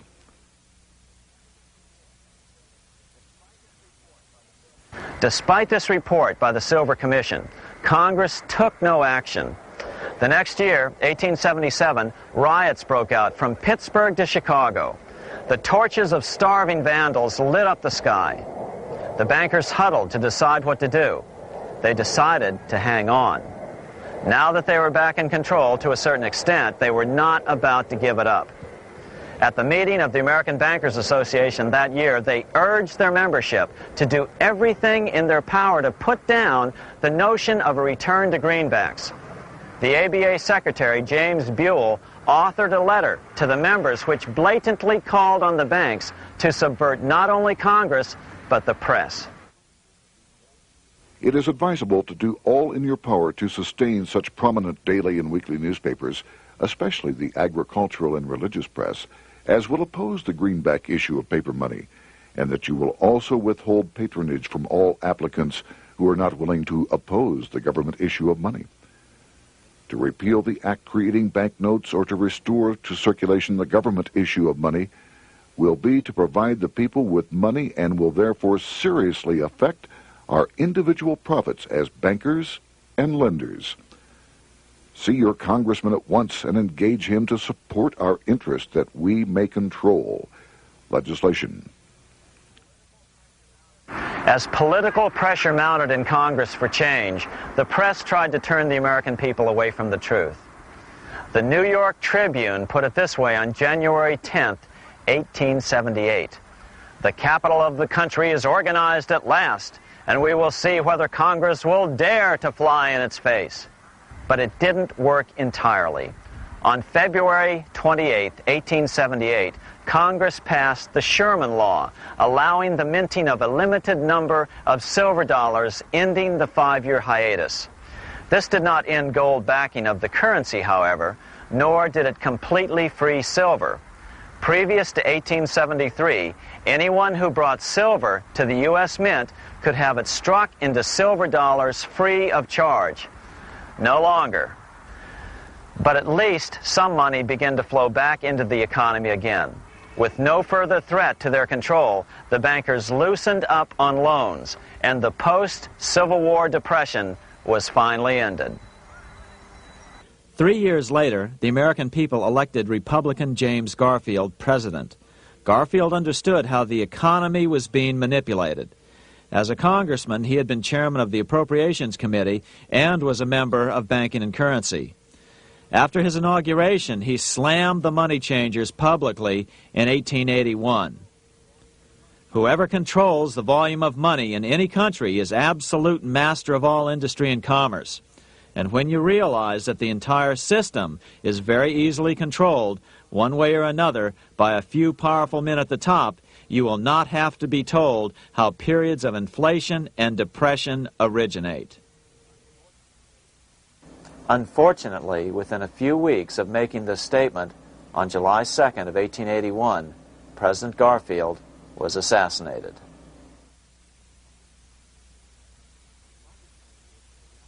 The money changers were gathering strength fast. They began a periodic fleecing of the flock, as they called it, by creating economic booms followed by further depressions so they could buy up thousands of homes and farms for pennies on the dollar. In 1891, the money changers prepared to take the American economy down again, and their methods and motives were laid out with shocking clarity in a memo sent out by the American Bankers Association, the ABA, an organization in which most bankers were members. Notice that this memo called for bankers to create a depression on a certain date 3 years in the future. According to the congressional record, here's how it read in part. On September 1st, 1894, we will not renew our loans under any consideration. On September 1st, we will demand our money. We will foreclose and become mortgagees in possession. We can take 2/3 of the farms west of the Mississippi and thousands of them east of the Mississippi as well at our price. Then the farmers will become tenants, as in England. These depressions could be controlled because America was on the gold money standard. Since gold is scarce, it's one of the easiest commodities to manipulate. People wanted silver money legalized again so they could escape the stranglehold the money changers had on gold money. People wanted silver money reinstated, reversing Mr. Said's Act of 1873, by then called the Crime of 73. By 1896, the issue of more silver money had become the central issue in the presidential campaign. William Jennings Bryan, a senator from Nebraska, ran for president as a Democrat on the free silver issue. At the Democratic National Convention in Chicago, he made an emotional speech which won him the nomination entitled Crown of Thorns and Cross of Gold. Though Bryan was only 36 years old at the time, this speech is widely regarded as the most famous oration ever made before a political convention. In the dramatic conclusion, Bryan said, "We will answer their demand for a gold standard by saying to them, you shall not press down upon the brow of labor this crown of thorns. You shall not crucify mankind upon a cross of gold." The bankers lavishly supported the Republican candidate, William McKinley, who favored the gold standard.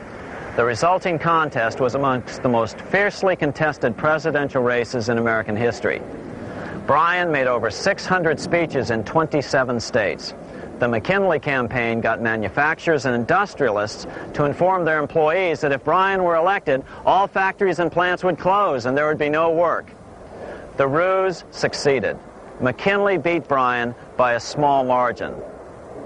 Bryan ran for president again in 1900 and in 1908, but fell short each time.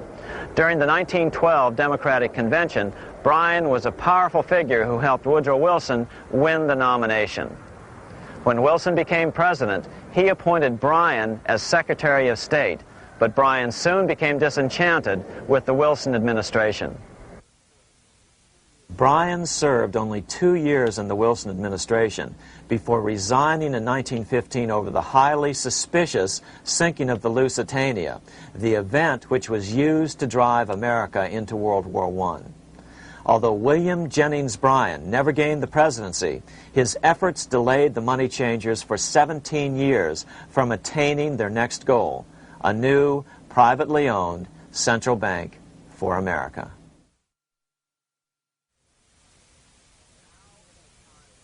Now it was time for the money changers to get back to the business of a new private central bank for America. During the early 1900s, men like J.P. Morgan led the charge. One final panic would be necessary to focus the nation's attention on the supposed need for a central bank. The rationale was that only a central bank can prevent bank failures. Morgan was clearly the most powerful banker in America and a suspected agent for the Rothschilds. Morgan had helped finance John D. Rockefeller's Standard Oil empire. He had also helped finance the monopolies of Edward Harriman in railroads, of Andrew Carnegie in steel, and of others in numerous industries. But on top of that, J.P. Morgan's father, Junius Morgan, had been America's financial agent to the British. After his father's death, J.P. Morgan took on a British partner, Edward Grenfell, a longtime director of the Bank of England. In fact, upon Morgan's death, his estate contained only a few $1 million. The bulk of the securities most people thought he owned were in fact owned by others. In 1902, President Theodore Roosevelt allegedly went after Morgan and his friends by using the Sherman Antitrust Act to try to break up their industrial monopolies. Actually, Roosevelt did very little to interfere in the growing monopolization of American industry by the bankers and their surrogates. For example, Roosevelt supposedly broke up the Standard Oil monopoly, But it wasn't really broken at all. It was merely divided into 7 corporations, all still controlled by the Rockefellers. The public was aware of this thanks to political cartoonists like Thomas Nast, who referred to the bankers as the money trust. By 1907, the year after Teddy Roosevelt's re-election, Morgan decided it was time to try for a central bank again. Using their combined financial muscle, Morgan and his friends were secretly able to crash the stock market. Thousands of small banks were vastly overextended. Some had reserves of less than 1% thanks to the fractional reserve principle. Within days, bank runs were commonplace across the nation.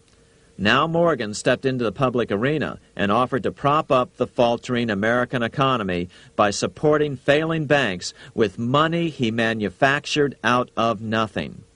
It was an outrageous proposal, far worse than even fractional reserve banking, but Congress let him do it. Morgan manufactured $200 million worth of this completely reserveless private money and bought things with it, paid for services with it, and sent some of it to his branch banks to lend out at interest.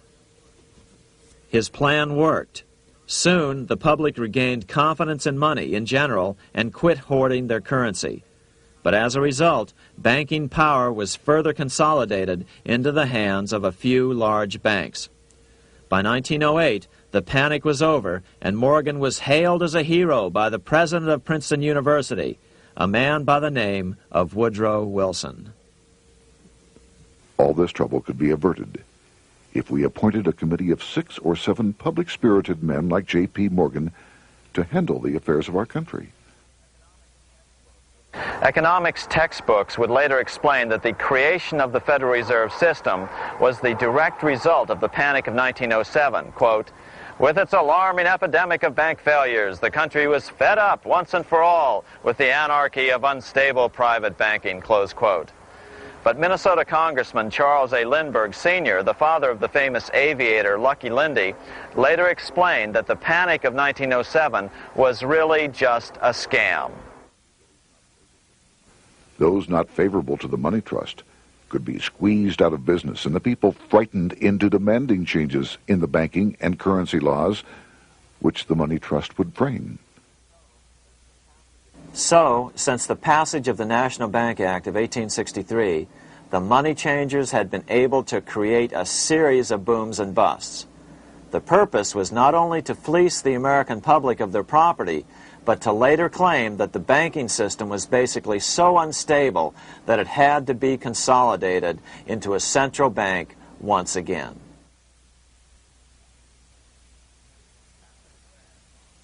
After the crash, Teddy Roosevelt, in response to the Panic of 1907, signed into law a bill creating something called the National Monetary Commission. The commission was to study the banking problem and make recommendations to Congress.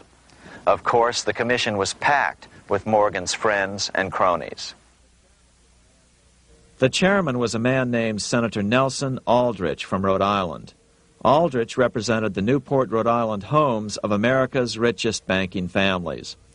His daughter married John D. Rockefeller, Jr., and together they had 5 sons: John, Nelson, who would become vice president in 1974, Lawrence, Winthrop, and David, the head of the Council on Foreign Relations and former chairman of Chase Manhattan Bank. As soon as the National Monetary Commission was set up, Senator Aldrich immediately embarked on a 2-year tour of Europe, where he consulted at length with the private central bankers in England, France, and Germany. The total cost of his trip alone to the taxpayers was $300,000, an astronomical sum in those days. Shortly after his return, on the evening of November 22, 1910, some of the wealthiest and most powerful men in America boarded Senator Aldrich's private rail car and in the strictest secrecy journeyed to this place, Jekyll Island, off the coast of Georgia. With the group came Paul Warburg. Warburg had been given a $500,000 per year salary to lobby for the passage of a privately owned central bank in America by the investment firm Kuhn, Loeb and Company.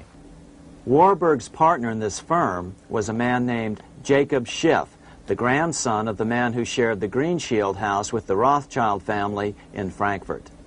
Schiff, as we'll find out later, was in the process of spending $20 million to finance the overthrow of the Tsar in Russia. These three European banking families, the Rothschilds, the Warburgs, and the Schiffs, were interconnected by marriage down through the years, just as their American banking counterparts, the Morgans, Rockefellers, and Aldriches were. Secrecy was so tight that all 7 primary participants were cautioned to use only first names to prevent servants from learning their identities.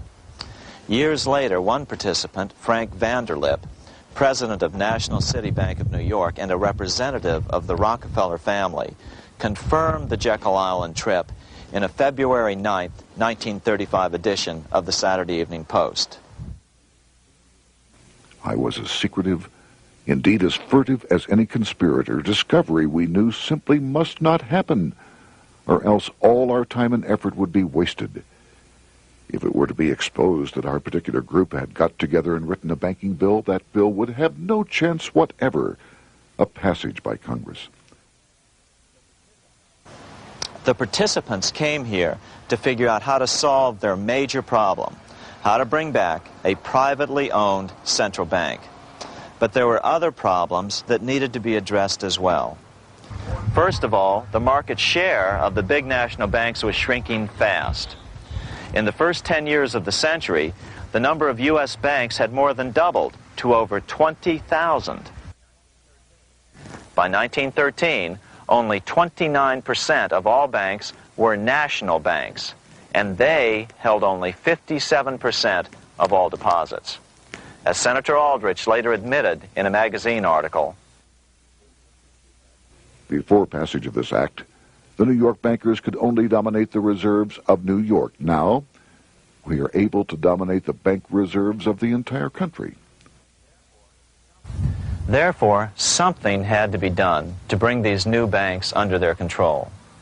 As John D. Rockefeller put it, quote, "Competition is sin," close quote. Secondly, the nation's economy was so strong that corporations were starting to finance their expansions out of profits instead of taking out huge loans from large banks. In the first 10 years of the new century, 70% of corporate funding came from profits. In other words, American industry was becoming independent of the money changers, and that trend had to be stopped. All the participants knew that these problems could be hammered out into a workable solution, but perhaps their biggest problem was a public relations problem, the name of the new bank. That discussion took place right here in this room, one of the many conference rooms in this sprawling hotel, today known as the Jekyll Island Club Hotel. Aldrich believed that the word bank should not even appear in the name. Warburg wanted to call the legislation the National Reserve Bill or the Federal Reserve Bill. The idea here was to give the impression that the purpose of the new central bank was to stop bank runs, but also to conceal its monopoly character. However, it was Aldrich, the egotistical politician, who insisted it be called the Aldrich Bill. After 9 days at Jekyll Island, the group dispersed. The new central bank would be very similar to the old Bank of the United States. It would be given a monopoly over U.S. currency and create that money out of nothing. How does the Fed create money out of nothing? It's a four-step process. But first, a word on bonds. Bonds are simply promises to pay, or government IOUs.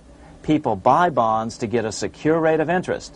At the end of the term of the bond, the government repays the bond plus interest, and the bond is destroyed. There are about $3.6 trillion worth of these loans or bonds at present. Now here's the Fed money-making process.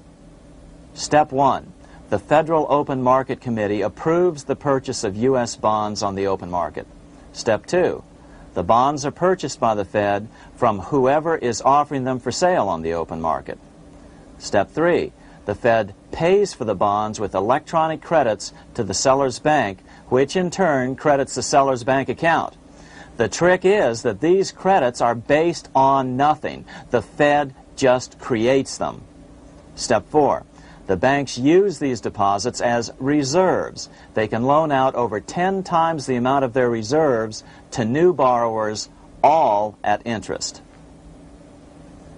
In this way, a Fed purchase of, say, $1 million worth of bonds gets turned into over $10 million in bank accounts. The Fed, in effect, creates 10% of this totally new money, and the banks create the other 90%. To reduce the amount of money in the economy, the process is just reversed. The Fed sells bonds to the public, and the money flows out of the purchaser's local bank. Loans must be reduced by 10 times the amount of the sale. So, a Fed sale of $1 million in bonds results in $10 million less money in the economy. So how does this benefit the bankers whose representatives huddled at Jekyll Island? First, it totally misdirected banking reform efforts from proper solutions. Second, it prevented a proper debt-free system of government finance, like Lincoln's greenbacks, from making a comeback. The bond-based system of government finance forced on Lincoln after he created greenbacks was now cast in stone. Third, it delegated to the bankers the right to create 90% of our money supply based on only fractional reserves, which they then loan out at interest. Fourth, it centralized overall control of our nation's money supply in the hands of a few men. Fifth, it established a central bank with a high degree of independence from effective political control. Soon after its creation, the Fed's great contraction in the early 1930s would cause the Great Depression. This independence has been enhanced since then through additional laws. In order to fool the public into thinking the government retained control, the plan called for the Fed to be run by a board of governors appointed by the President and approved by the Senate. But all the bankers had to do was to be sure their men got appointed to the board of governors. That wasn't hard. Bankers have money, and money buys influence over politicians. Once the participants left Jekyll Island, the public relations blitz was on. The big New York banks put together an educational fund of $5 million to finance professors at respected universities to endorse the new bank. Woodrow Wilson at Princeton was one of the first to jump on the bandwagon. But the bankers' subterfuge didn't work. The Aldrich Bill was quickly identified as the bankers' bill, a bill to benefit only what became known as the money trust. As Congressman Lindbergh put it during the congressional debate, the Aldrich Plan is the Wall Street plan. It means another panic, if necessary, to intimidate the people. Aldrich, paid by the government to represent the people, proposes a plan for the trusts instead. seeing they didn't have the votes to win in Congress, the Republican leadership never brought the Aldrich bill to a vote. The bankers quietly decided to move to track 2, the Democratic alternative. They began financing Woodrow Wilson as the Democratic nominee. As respected historian James Perloff put it, Wall Street financier Bernard Baruch was put in charge of Wilson's education. Baruch brought Wilson to the Democratic Party headquarters in New York in 1912, leading him like one would a poodle on a string. Wilson received an indoctrination course from the leaders convened there. So now the stage was set. The money changers were poised to install their privately owned central bank once again. The damage President Andrew Jackson had done 76 years earlier had been only partly repaired with the passage of the National Bank Act during the Civil War. Since then, the battle had raged on across the decades. The Jacksonians became the greenbackers, who became the hardcore supporters of William Jennings Bryan. With Bryan leading the charge, these opponents of the money changers, ignorant of Baruch's tutelage, now threw themselves behind Democrat Woodrow Wilson. They and Bryan would soon be betrayed.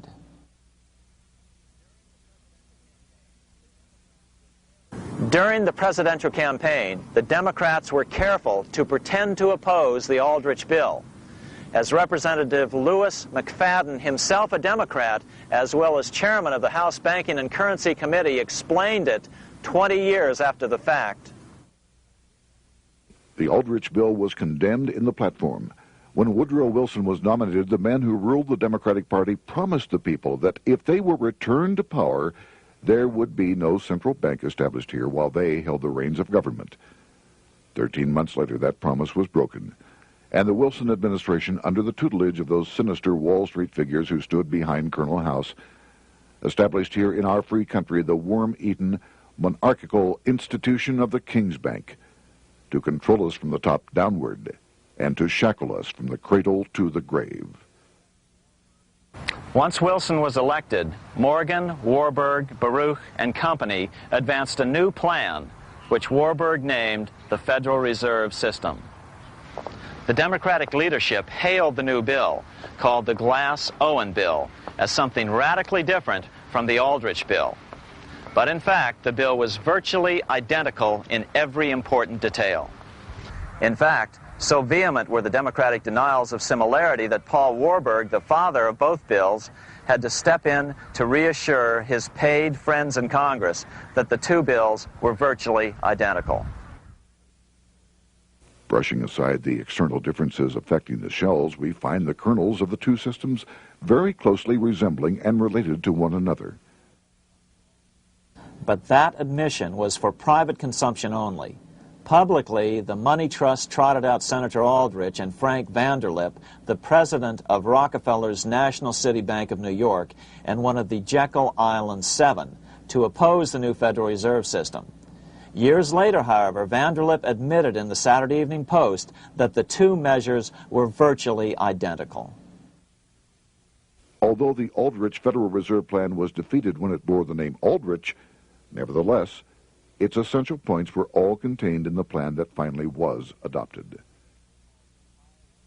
As Congress neared a vote, they called Ohio attorney Alfred Crozier to testify.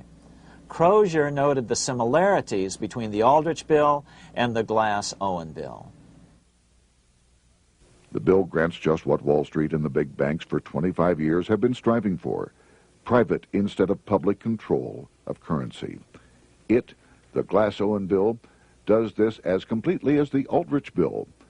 Both measures rob the government and the people of all effective control over the public's money, and vest in the banks exclusively the dangerous power to make money among the people scarce or plenty.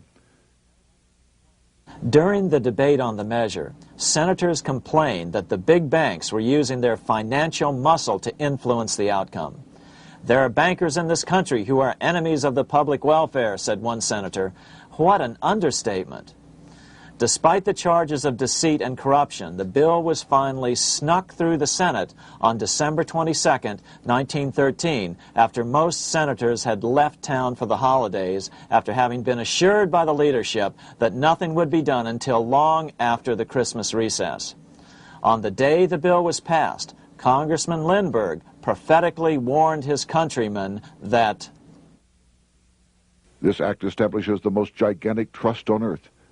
When the president signs this bill, the invisible government by the monetary power will be legalized. The people may not know it immediately, but the day of reckoning is only a few years removed. The worst legislative crime of the ages is perpetrated by this banking bill. On top of all this, only weeks earlier, Congress had finally passed a bill legalizing income tax. Why was the income tax law important? Because bankers finally had in place a system which would run up a virtually unlimited federal debt. How would the interest on this debt be repaid? Never mind the principal. Remember, a privately owned central bank creates the principal out of nothing. The federal government was small then. Up to then, it had subsisted merely on tariffs and excise taxes. No, just as with the Bank of England, the interest payments had to be guaranteed by direct taxation of the people. The money changers knew that if they had to rely on contributions from the states, eventually the individual state legislatures would revolt and either refuse to pay the interest on their own money or at least bring political pressure to bear to keep the debt small. It is interesting to note that in 1895, the Supreme Court had found a similar income tax law to be unconstitutional. The Supreme Court even found a corporate income tax law unconstitutional in 1909. As a result, Senator Aldrich hustled a bill for a constitutional amendment allowing income tax through the Congress. The proposed 16th Amendment to the Constitution was then sent to the state legislatures for approval. But some critics claim that the 16th Amendment was never ratified by the necessary 3/4 of the states. In other words, the 16th Amendment may not be legal. But the money changers were in no mood to debate the fine points. By October of 1913, Senator Aldrich had hustled the income tax bill through Congress. Without the power to tax the people directly and bypass the states, the Federal Reserve Bill would be far less useful to those who wanted to drive America deeply into their debt. A year after the passage of the Federal Reserve Bill, Congressman Lindbergh explained how the Fed created what we have come to call the business cycle and how they use it to their advantage. To cause high prices, all the Federal Reserve Board will do will be to lower the rediscount rate, producing an expansion of credit and a rising stock market. Then, when businessmen are adjusted to these conditions, it can check prosperity in mid-career by arbitrarily raising the rate of interest. It can cause the pendulum of a rising and falling market to swing gently back and forth by slight changes in the discount rate, or cause violent fluctuations by a greater rate variation. And in either case, it will possess inside information as to financial conditions and advanced knowledge of the coming change, either up or down. This is the strangest, most dangerous advantage ever placed in the hands of a special privileged class by any government that ever existed. The system is private, conducted for the sole purpose of obtaining the greatest possible profits from the use of other people's money. They know in advance when to create panics to their advantage. They also know when to stop panic. Inflation and deflation work equally well for them when they control finance. Congressman Lindbergh was correct on all points. What he didn't realize was that most European nations had already fallen prey to the central bankers decades or centuries earlier. But he also mentions the interesting fact that only 1 year later, the Fed had cornered the market in gold. This is how he put it, quote, "Already, the Federal Reserve banks have cornered the gold and gold certificates," close quote. But Congressman Lindbergh was not the only critic of the Fed.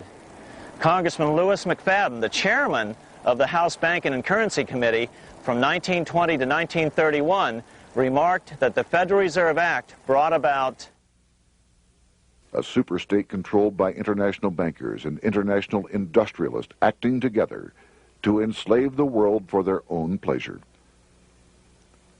Notice how McFadden saw the international character of the stockholders of the Federal Reserve. Another chairman of the House Banking and Currency Committee in the 1960s, Wright Patman from Texas, put it this way. In the United States today, we have in effect two governments. We have the duly constituted government, then we have an independent, uncontrolled, and uncoordinated government in the Federal Reserve System, operating the money powers which are reserved to Congress by the Constitution. Even the inventor of the electric light, Thomas Edison, joined the fray in criticizing the system of the Federal Reserve. If our nation can issue a dollar bond, it can issue a dollar bill. The element that makes the bond good makes the bill good also. The difference between the bond and the bill is the bond lets money brokers collect twice the amount of the bond and an additional 20%, whereas the currency pays nobody but those who contribute directly in some useful way. It is absurd to say that our country can issue $30 million in bonds and not $30 million in currency. Both are promises to pay, but one promise fattens the usurers, and the other helps the people. 3 years after the passage of the Federal Reserve Act, even President Wilson began to have second thoughts about what had been unleashed during his first term in office. We have come to be one of the worst ruled, one of the most completely controlled governments in the civilized world, no longer a government of free opinion, no longer a government by a vote of the majority, but a government by the opinion and duress of a small group of dominant men. Some of the biggest men in the United States in the field of commerce and manufacture are afraid of something. They know that there is a power somewhere so organized, so subtle, so watchful, so interlocked, so complete, so pervasive, that they had better not speak above their breath when they speak in condemnation of it. Before his death in 1924, President Wilson realized the full extent of the damage he had done to America when he confessed, "I have unwittingly ruined my government." So finally, the money changers, those who profit by manipulating the amount of money in circulation, had their privately owned central bank installed again in America. The major newspapers, which they also owned, hailed passage of the Federal Reserve Act of 1913, telling the public that now depressions could be scientifically prevented. The fact of the matter was that now depressions could be scientifically created.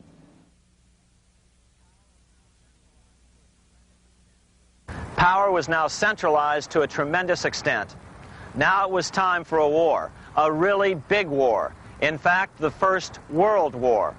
Of course, to the central bankers, the political issues of war don't matter nearly as much as the profit potential, and nothing creates debts like warfare. England was the best example at that time. During the 119-year period between the founding of the Bank of England and Napoleon's defeat at Waterloo, England had been at war for 56 years, and much of the remaining time she'd been preparing for war. In World War I, the German Rothschilds loaned money to the Germans, the British Rothschilds loaned money to the British, and the French Rothschilds loaned money to the French. In America, J.P. Morgan was the sales agent for war materials to both the British and the French. In fact, 6 months into the war, Morgan became the largest consumer on earth, spending $10 million a day. His offices here at 23 Wall Street were mobbed by brokers and salesmen trying to cut a deal. In fact, it got so bad that the bank had to post guards at every door and at the partners' homes as well.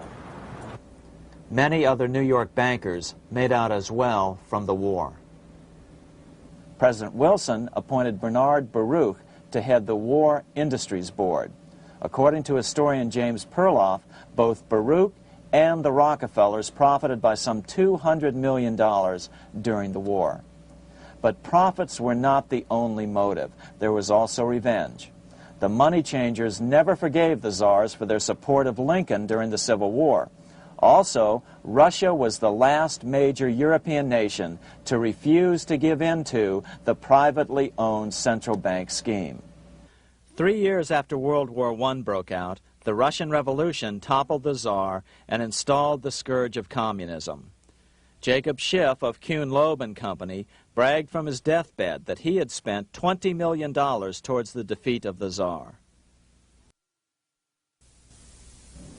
Money was funneled from England to support the revolution as well. Why would some of the richest men in the world financially back communism, the system that was openly vowing to destroy the so-called capitalism that made them wealthy? Researcher Gary Allen explained it this way. If one understands that socialism is not a share the wealth program, but is in reality a method to consolidate and control the wealth, then the seeming paradox of super-rich men promoting socialism becomes no paradox at all. Instead, it becomes logical, even the perfect tool of power-seeking megalomaniacs. Communism, or more accurately socialism, is not a movement of the downtrodden masses, but of the economic elite. As W. Cleon Skousen put it, In his 1970 book, The Naked Capitalist, power from any source tends to create an appetite for additional power. It was almost inevitable that the super-rich would one day aspire to control not only their own wealth, but the wealth of the whole world. To achieve this, they were perfectly willing to feed the ambitions of the power-hungry political conspirators who were committed to the overthrow of all existing governments and the establishments of a central worldwide dictatorship. but what if these revolutionaries get out of control and try to seize power from the super-rich? After all, it was Mao Zedong who in 1938 stated his position concerning power.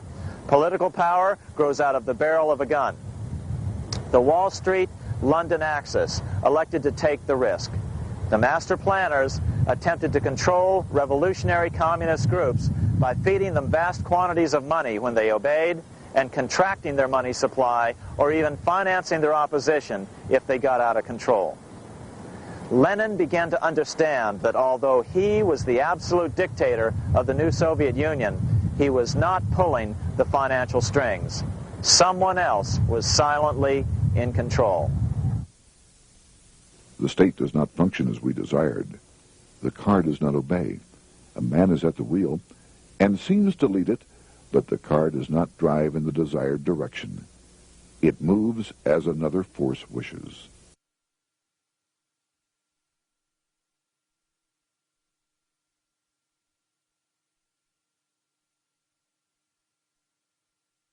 Who is behind it? Representative Louis T. McFadden, the chairman of the House Banking and Currency Committee throughout the 1920s and into the Great Depression years of the 1930s, explained it this way. The course of Russian history has indeed been greatly affected by the operations of international bankers.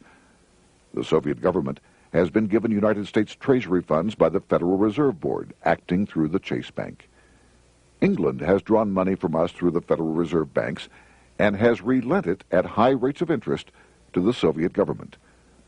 The Dnipro Dam was built with funds unlawfully taken from the United States Treasury by the corrupt and dishonest Federal Reserve Board and the Federal Reserve banks. In other words, the Fed and the Bank of England, at the behest of the international bankers who controlled them, were creating a monster, one which would fuel 7 decades of unprecedented communist revolution, warfare, and most importantly, debt. In case you think there's some chance that the money changers got communism going and then lost control, in 1992, the Washington Times reported that Russian President Boris Yeltsin was upset that most of the incoming foreign aid was being siphoned off, quote, straight back into the coffers of Western banks in debt service, close quote. No one in his right mind would claim that a war as large as World War I had a single cause. Wars are complex things with many causative factors. But on the other hand, it would also be equally foolish to ignore as a prime cause of World War I those who would profit the most from the war. The role of the money changers is no wild conspiracy theory. They had a motive, a short-ranged, self-serving motive, as well as a long-range political motive of advancing totalitarian governments, with the money changers maintaining the financial clout to control whatever politician might emerge as the leader. Next, we'll see what the money changers' ultimate political goal is for the world.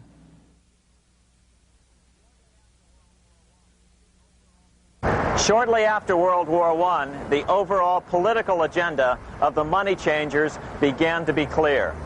Now that they controlled national economies individually, the next step was the ultimate form of consolidation, world government. The new world government proposal was given top priority at the Paris Peace Conference after World War I. It was called the League of Nations, but much to the surprise of Paul Warburg and Bernard Baruch, who attended the peace conference with President Wilson, the world was not yet ready to dissolve national boundaries. Nationalism still beats strong in the human breast. For example, Lord Curzon, the British Foreign Secretary, called the League of Nations a good joke, even though it was the stated policy of the British government to support it. To the humiliation of President Wilson, the U.S. Congress wouldn't ratify the League either, despite the fact that it had been ratified by many other nations. Without money flowing from the U.S. Treasury, the League died. After World War I, the American public had grown tired of the internationalist policies of Democrat Woodrow Wilson. In the presidential election of 1920, Republican Warren Harding won a landslide victory with over 60% of the vote. Harding was an ardent foe of both Bolshevism and the League of Nations.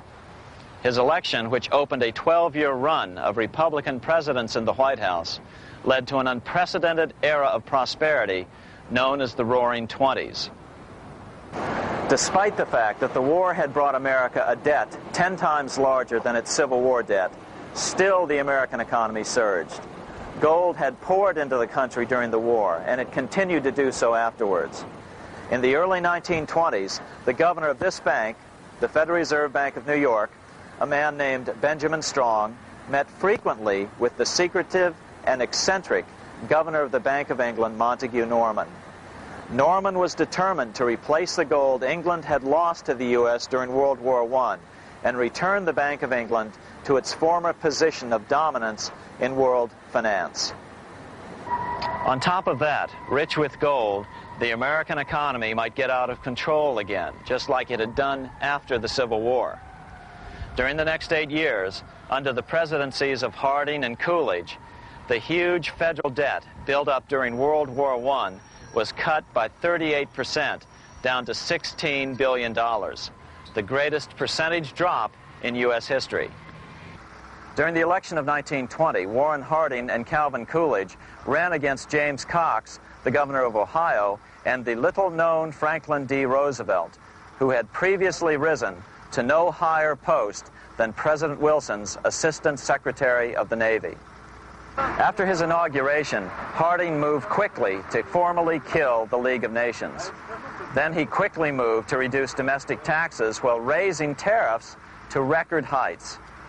Now, this was a revenue policy of which most of the Founding Fathers would certainly have approved.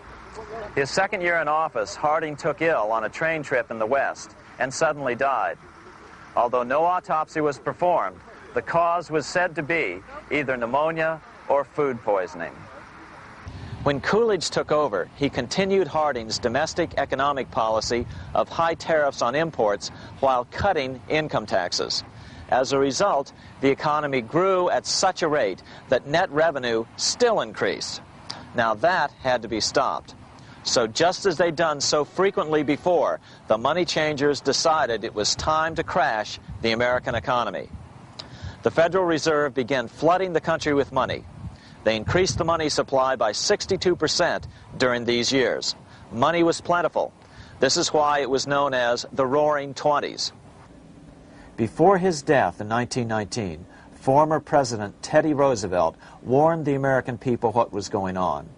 As reported in the March 27, 1922 edition of the New York Times, Roosevelt said, "These international bankers and Rockefeller Standard Oil interests control the majority of newspapers and the columns of these papers to club into submission or drive out of public office officials who refuse to do the bidding of the powerful, corrupt cliques which compose the invisible government." Just one day before, in the New York Times, the mayor of New York, John Hylan, quoted Roosevelt and blasted those he saw as taking control of America, its political machinery, and its press. The warning of Theodore Roosevelt has much timeliness today, for the real menace of our republic is this invisible government which, like a giant octopus, sprawls its slimy length over city, state, and nation. It seizes in its long and powerful tentacles our executive officers, our legislative bodies, our schools, our courts, our newspapers, and every agency created for the public protection. To depart from mere generalizations, let me say that at the head of this octopus are the Rockefeller Standard Oil interest and a small group of powerful banking houses generally referred to as the international bankers.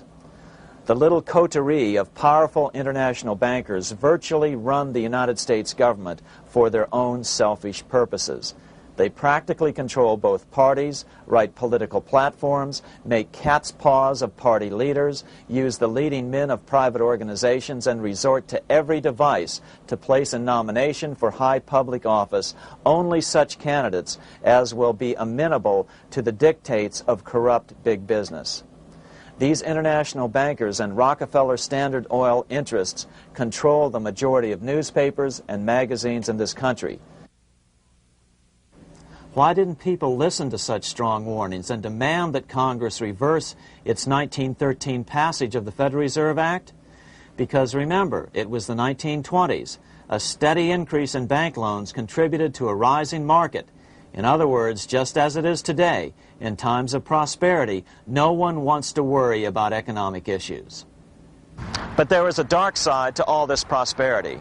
Businesses expanded and became strung out on credit. Speculation in the booming stock market became rampant. Although everything looked rosy, it was a castle made of sand.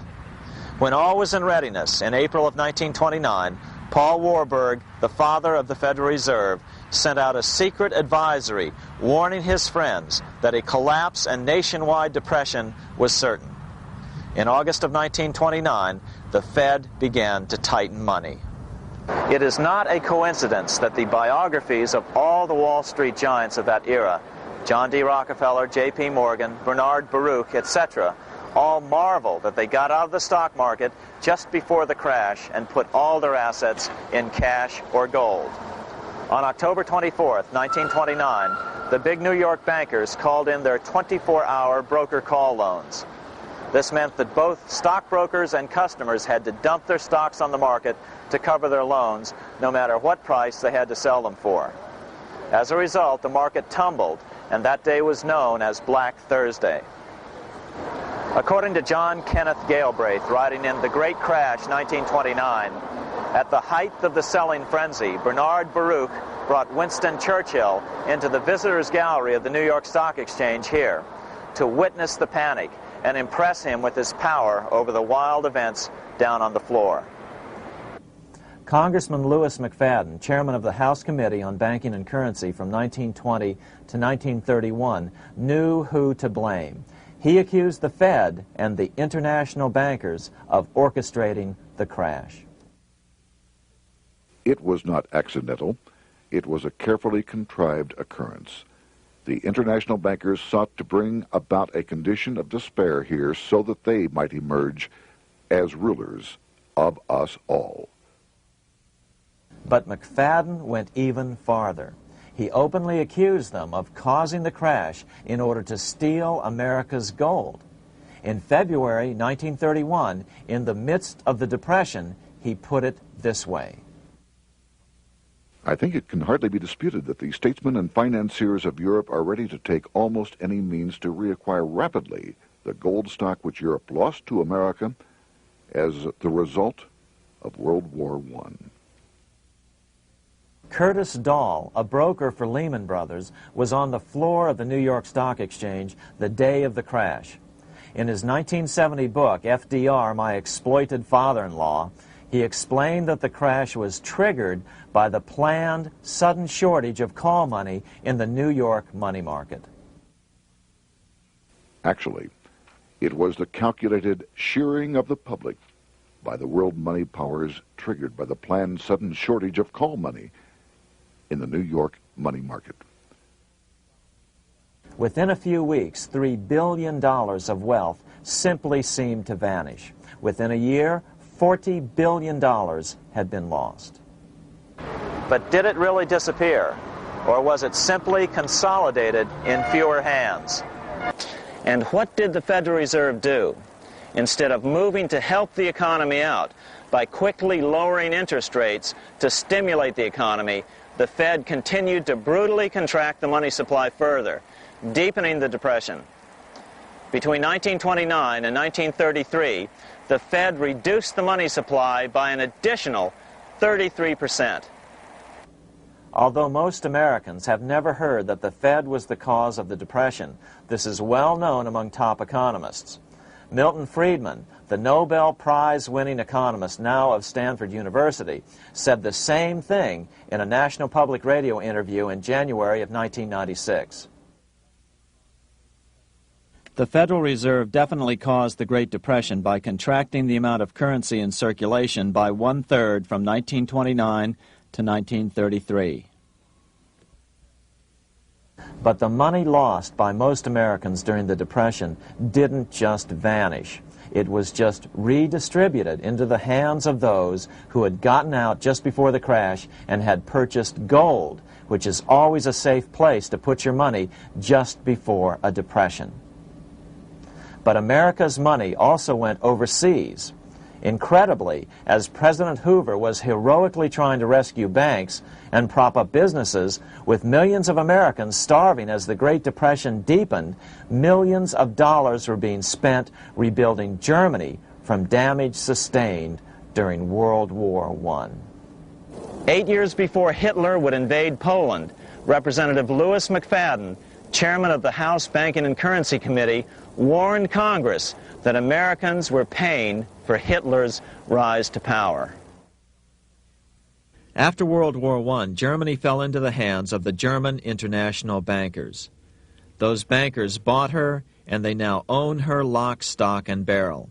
They have purchased her industries, they have mortgages on her soil, they control her production, they control all her public utilities. The international German bankers have subsidized the present government of Germany, and they have also supplied every dollar of the money Adolf Hitler has used in his lavish campaign to build up a threat to the government of Brüning. When Brüning fails to obey the orders of the German international bankers, Hitler is brought forth to scare the Germans into submission.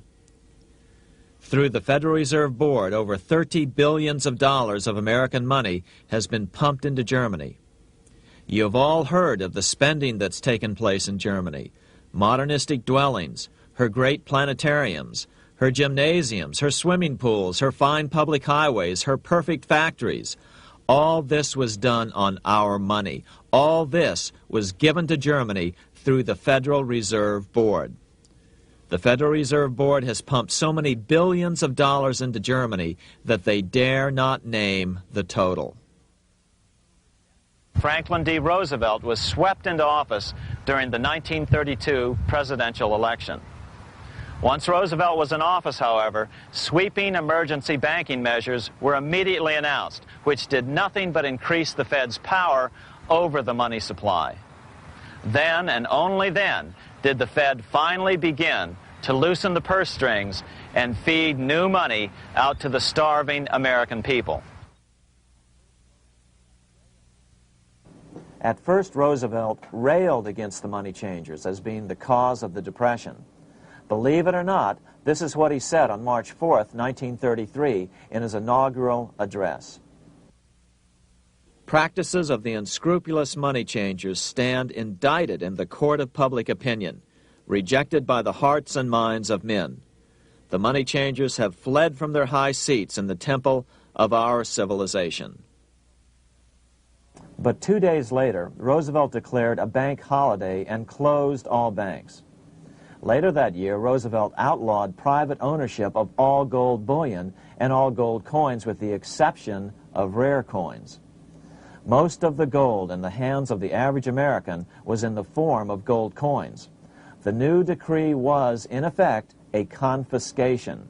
Those who didn't comply risk as much as 10 years in prison and a $10,000 fine, the equivalent of $100,000 today. Out in small-town America, some people didn't trust Roosevelt's order. Many were torn between keeping their hard-earned wealth or obeying the government.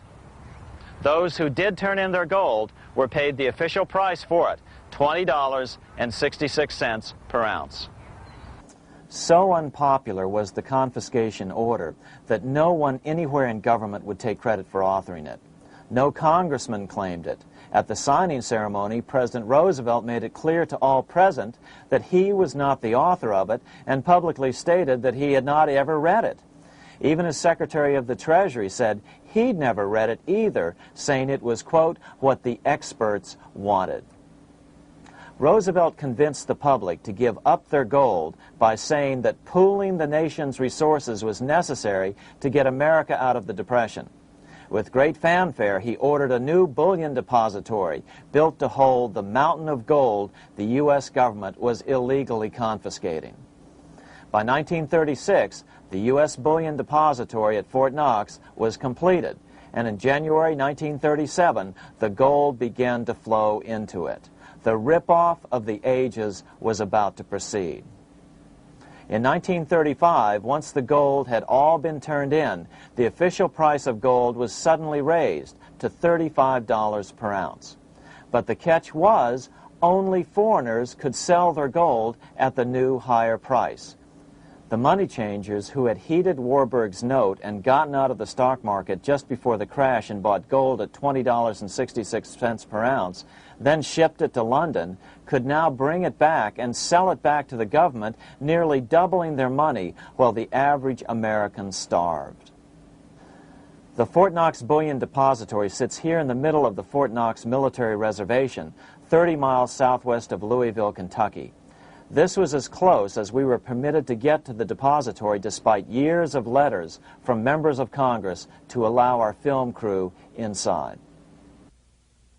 The 4-acre grounds immediately surrounding the building are guarded by an electrified steel fence, an open moat, and 4 machine-gun-armed guard pillboxes at the structure's corners. When the gold began arriving on January 13, 1937, there was unprecedented security. Thousands of official guests watched the arrival of a 9-car train from Philadelphia, guarded by armed soldiers, postal inspectors, Secret Servicemen, and guards from the U.S. Mint. It was all great theater. America's gold supply from across the land had been pooled, supposedly for the public benefit, and then safely tucked into Fort Knox. But all that security would soon be breached by the government itself. Now the stage was set for a really big war, one which would pile up debt far beyond that of World War I. For example, in 1944 alone, the U.S. national income was only $183 billion, yet $103 billion was spent on the war. This was 30 times the spending rate during World War I. In fact, the American taxpayer picked up 55% of the total Allied cost of the war. But equally important, virtually every nation involved in World War II greatly multiplied their debt. In the U.S., for example, federal debt went from $43 billion in 1940 up to $257 billion in 1950, an increase of 598%. Between 1940 and 1950, Japanese debt swelled 1,348%. French debt grew 583%, and Canadian debt soared 417%. After the war, the world was now divided into 2 economic camps: communist command economies on the one hand versus monopoly capitalists on the other, set to fight it out in one perpetual and highly profitable arms race. It was finally time for the central bankers to embark in earnest on their 3-step plan to centralize the economic systems of the entire world and finally bring about their global government or New World Order. The phases of this plan were: Step 1, central bank domination of national economies worldwide. Step 2, centralized regional economies through organizations such as the European Monetary Union and regional trade unions such as NAFTA. Step 3, centralize the world economy through a world central bank, a world money, and ending national independence through abolition of all tariffs by treaties like GATT. Step 1 was completed long ago. Steps 2 and 3 are far advanced, nearing completion. What about gold? Among central banks, the largest holder of gold is now the IMF. It and central banks now control 2/3 of the world's gold supply, giving them the ability to manipulate the gold market. Remember the money changer's golden rule: he who has the gold makes the rules. But before we get into solutions to our problem, let's take a look at what happened to all that gold in Fort Knox. Because if we don't understand that the gold has been stolen, will allow ourselves to be stampeded into the wrong solution, a gold-backed currency. Most Americans still believe that the gold is still here at Fort Knox. At the end of World War II, Fort Knox contained over 700 million ounces of gold, an incredible 70% of all the gold in the world. How much remains? No one knows. Despite the fact that federal law requires an annual physical audit of Fort Knox gold, the Treasury has consistently refused to conduct one. The truth is that a reliable audit of whatever remains here has not been conducted since President Eisenhower ordered one in 1953. Where did America's gold in Fort Knox go? Over the years, it was sold off to European money changers at the $35 per ounce price. Remember, this was during a time when it was illegal for Americans to buy any of their own gold from Fort Knox. In fact, there was a very infamous case where the Firestone family set up a string of dummy corporations to purchase Fort Knox gold and keep it in Switzerland, never hitting U.S. shores. They were eventually caught, however, and successfully prosecuted. Finally, by 1971, all the pure gold had been secretly removed from Fort Knox, drained back to London. Once the gold was gone from Fort Knox, President Nixon closed the gold window by repealing Roosevelt's Gold Reserve Act of 1934, finally making it legal once again for Americans to buy gold. Naturally, gold prices immediately began to soar. 9 years later, gold sold for $880 per ounce, 25 times what the gold in Fort Knox was sold for. One would think that eventually someone in the government would get wind of what was happening and blow the whistle. The largest fortune in the history of the world stolen. Shades of the old James Bond film, Goldfinger. Well, as a matter of fact, Ian Fleming, the author of the James Bond series, was head of the British counterintelligence service, MI5. Some believe in the intelligence community that he wrote much of his fiction as a warning, as many authors of fiction do. If the removal of all the good delivery gold from Fort Knox can be viewed as a deliberate raid on the U.S. Treasury, then such an operation might well have been years in the making, namely 40 years. Certainly enough time for Fleming to get wind of it and try to prevent it. So just how did the story of the Fort Knox gold robbery get out? It all started with an article in a New York periodical in 1974. The article charged that the Rockefeller family was manipulating the Federal Reserve to sell off Fort Knox gold at bargain basement prices to anonymous European speculators. 3 days later, the anonymous source of the story, Louise Auchincloss Boyer, mysteriously fell to her death from the window of her 10th floor apartment in New York. How would Mrs. Boyer have known of the Rockefeller connection to the Fort Knox gold heist? She was the longtime secretary of Nelson Rockefeller. For the next 14 years, this man, Ed Durrell, a wealthy Ohio industrialist, devoted himself to a quest for the truth concerning the Fort Knox gold. He wrote thousands of letters to over 1,000 government and banking officials, trying to find out how much gold was really left and where the rest of it had gone. Edith Roosevelt, the granddaughter of President Teddy Roosevelt, questioned the actions of the government in a March 1975 edition of the New Hampshire Sunday News. Allegations of missing gold from our Fort Knox vaults are being widely discussed in European financial circles. But what is puzzling is that the administration is not hastening to demonstrate conclusively that there is no cause for concern over our gold treasure, if indeed it is in a position to do so. Unfortunately, Ed Durrell never did accomplish his primary goal, a full audit of the gold reserves in Fort Knox. It's incredible that the world's greatest treasure has had little accounting or auditing. This gold belonged to the American people, not the Federal Reserve and their foreign owners. One thing is certain, the government could blow all of this speculation away in a few days with a well-publicized audit under the searing lights of media cameras. It has chosen not to do so.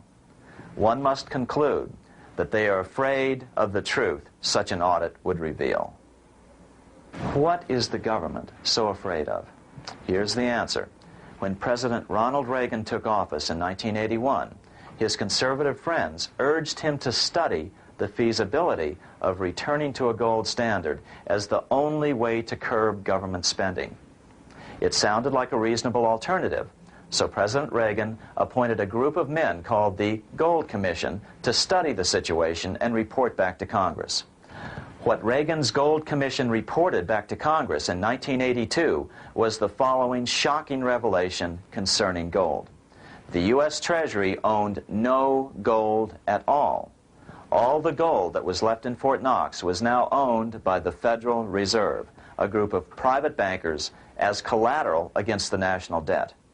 The truth of the matter is that never before has so much money been stolen from the hands of the general public and put into the hands of a small group of private investors, the money changers.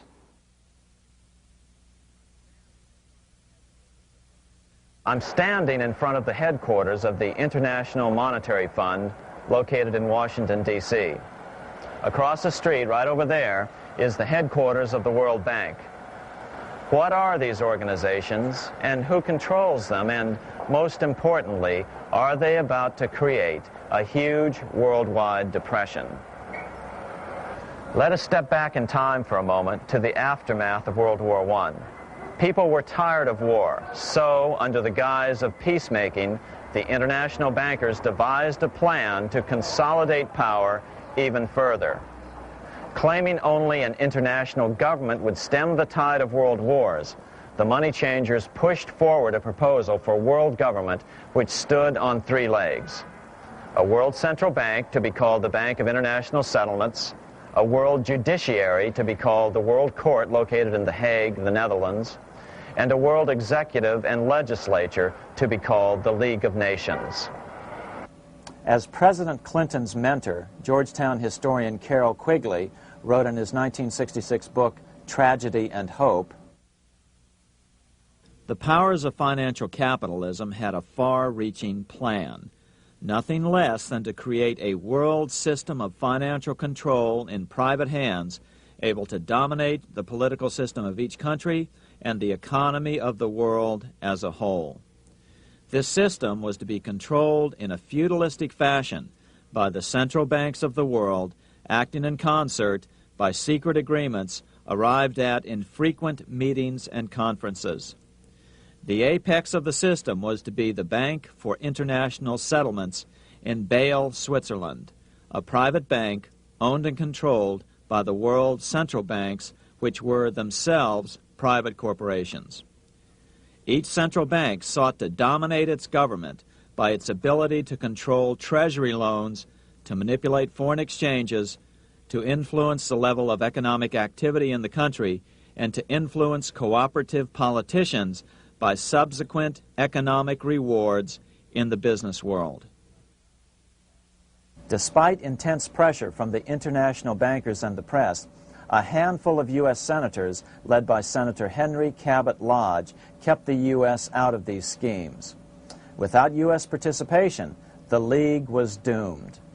Incredibly, even though the U.S. rejected the World Central Bank, the BIS, the New York Federal Reserve ignored its government and arrogantly sent representatives to Switzerland to participate in the central bankers' meeting right up until 1994, when the U.S. was finally officially dragged into it. Their world government schemes thwarted, the bankers resorted to the old formula, another war to wear down the resistance to world government while reaping handsome profits.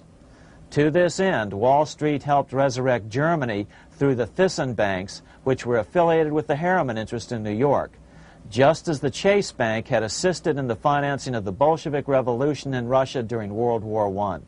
Chase Bank was controlled by the Rockefeller family.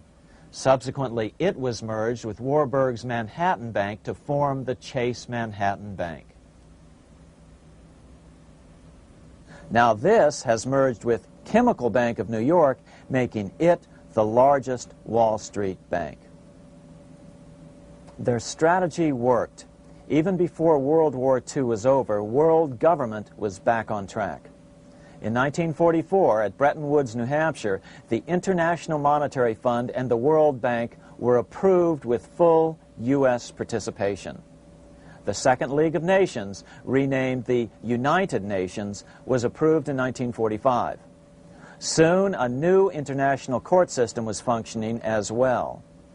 All effective opposition to these international bodies before the war had evaporated in the heat of war, just as planned. These new organizations simply repeated on a world scale what the National Banking Act of 1864 and the Federal Reserve Act of 1913 had established in the U.S. They created a banking cartel composed of the world's central banks, which gradually assumed the power to dictate credit policies to the banks of all the nations. For example, just as the Federal Reserve Act authorized the creation of a new national fiat currency called Federal Reserve Notes, the IMF has been given the authority to issue a world fiat money called Special Drawing Rights, or SDRs. To date, the IMF has created in excess of $30 billion worth of SDRs. Member nations are being pressured to make their currencies fully exchangeable for SDRs. In 1968, Congress approved laws authorizing the Fed to accept SDRs as reserves in the U.S. and to issue Federal Reserve notes in exchange for SDRs. What does that mean? It means that in the U.S., SDRs are already a part of our lawful money. And what about gold? SDRs are already partially backed by gold. And with 2/3 of world gold now in the hands of central banks, the money changers can go about structuring the world's economic future in whichever way they deem most profitable. Keep in mind, just as the Fed is controlled by its Board of Governors, the IMF is controlled by its Board of Governors, which are either the heads of the different central banks or the heads of the various national treasury departments dominated by their central banks. Voting power in the IMF gives the U.S. and the UK, that is to say the Fed and the Bank of England, effective control. Just as the Fed controls the amount of money in the U.S., the BIS, IMF, and World Bank control the money supply for the world. So we see the repetition of the old goldsmith's fraud replicated on the national scale with central banks like the Fed and on the international scale by the three arms of the World Central Bank. Is this organization of the BIS, the IMF, and the World Bank, which we refer to collectively as the World Central Bank, presently expanding and contracting world credit? Yes. Regulations put into effect in 1988 by the BIS required the world's bankers to raise their capital and reserves to 8% of liabilities by 1992. Increased capital requirements put an upper limit to the fractional reserve lending, similar to the way cash reserve requirements do. What is this seemingly insignificant regulation made in a Swiss city 8 years ago meant to the world? It means our banks cannot loan more and more money to buy more and more time before the next depression, as a maximum loan ratio is now set. It means those nations with the lowest bank reserves in their systems have already felt the terrible effects of this credit contraction as their banks scrambled to raise money to increase their reserves to 8%. To raise the money, they had to sell stocks, which depressed their stock markets and began the depression first in their countries. Japan, which in 1988 had among the lowest capital and reserve requirements and thus was the most affected by the regulation, has experienced a financial crash which began almost immediately in 1989, which has wiped out a staggering 50% of the value of its stock market since 1990 and 60% of the value of its commercial real estate. The Bank of Japan has lowered its interest rates to 0.5%, practically giving away money to resurrect the economy, but still the depression worsens. Due to the $20 billion U.S. bailout of Mexico, the financial collapse in that nation is already known here. Yet despite the bailout, the economy continues to be a disaster. One huge debt after another is rolled over as new loans are being made simply to enable Mexico to pay the interest on the old loans. In the south of Mexico, the poor have been in open revolt as every spare peso is being siphoned out of the country to make interest payments. It is important to note that a radical transfer of power is taking place as nations become subservient to a supranational world central bank controlled by a handful of the world's richest bankers. As the IMF creates more and more SDRs by the stroke of a pen on IMF ledgers, more and more nations borrow them to pay interest on their mounting debts and gradually fall under the control of the faceless bureaucrats of the World Central Bank. As the worldwide depression worsens and spreads, this will give the World Central Bank the power of economic life and death over these nations. It will decide which nations will be permitted to receive further loans and which nations will starve. Despite all the rhetoric about development and the alleviation of poverty, the result is a steady transfer of wealth from the debtor nations to the money changers' central banks which control the IMF and the World Bank. For example, in 1992, the third world debtor nations, which borrowed from the World Bank, paid $198 million more to the central banks of the developed nations for World Bank-funded purposes than they received from the World Bank. All this increases their permanent debt in exchange for temporary relief of poverty caused by prior borrowings. Already, these repayments exceed the amount of the new loans. By 1992, Africa's external debt had reached $290 billion, 2.5 times greater than in 1980, resulting in skyrocketing infant mortality rates and unemployment, deterioration of schools, housing, and the general health of the people.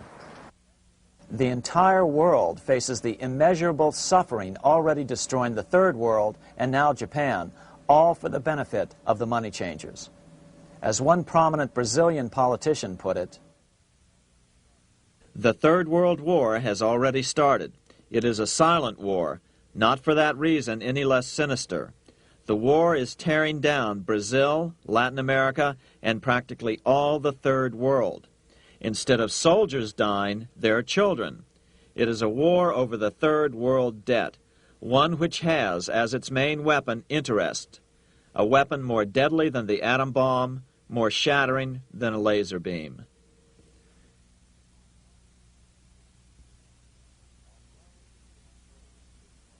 Although it would be absurd to ignore the pivotal role played by influential families such as the Rothschilds, the Warburgs, the Schiffs, the Morgans, and the Rockefellers in any review of the history of central banking and fractional banking, keep in mind, by now, central banks and the large commercial banks are up to 3 centuries old and deeply entrenched in the economic life of many nations.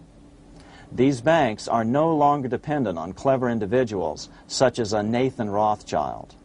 Years ago, the question of ownership was important, but no longer. For example, both the Bank of England and the Bank of France were nationalized after World War II, and nothing changed, nothing at all. They endure and continue to grow, now protected by numerous laws, paid politicians, and mortgaged media, untouched by the changing of generations. 3 centuries have given them an aura of respectability. The old school tie is now worn by the 6th generation son, who's been raised in a system that he may never question as he is named to serve on the governing boards of countless philanthropic organizations. To focus attention today on individuals or families, or to attempt to sort out the current holders of power, serves little useful purpose and would be a distraction from the cure. The problem is far bigger than that. It is the corrupt banking system that was and is being used to consolidate vast wealth into fewer and fewer hands that is our current economic problem. Change the names of the main players now, and the problem will neither go away nor even miss a beat. Likewise, among the hordes of bureaucrats working in the World Bank, central banks, and international banks, only a tiny fraction have any idea of what's really going on. No doubt they'd be horrified to learn that their work is contributing to the terrible impoverishment and gradual enslavement of mankind to a few incredibly rich plutocrats. So really, there's no use in emphasizing the role of individuals anymore. And the problem even transcends the normal spectrum of political right and left. Both communism and socialism, as well as monopoly capitalism, have been used by the money changers. Today, they profit from either side of the new political spectrum. The big government welfare state on the so-called left wing versus the neoconservative laissez-faire capitalists who want big government totally out of their lives on the right wing. Either way, the bankers win. Monetary reform is the most important political issue facing this nation. That clarified, let's proceed to the conclusions in the spirit Lincoln declared, with malice towards none, with charity towards all. At the start of this video, we ask a number of troubling questions. Let's be sure we've answered them. What's going on in America today? Why are we over our heads in debt? Why can't the politicians bring debt under control? Why are we over our heads in debt?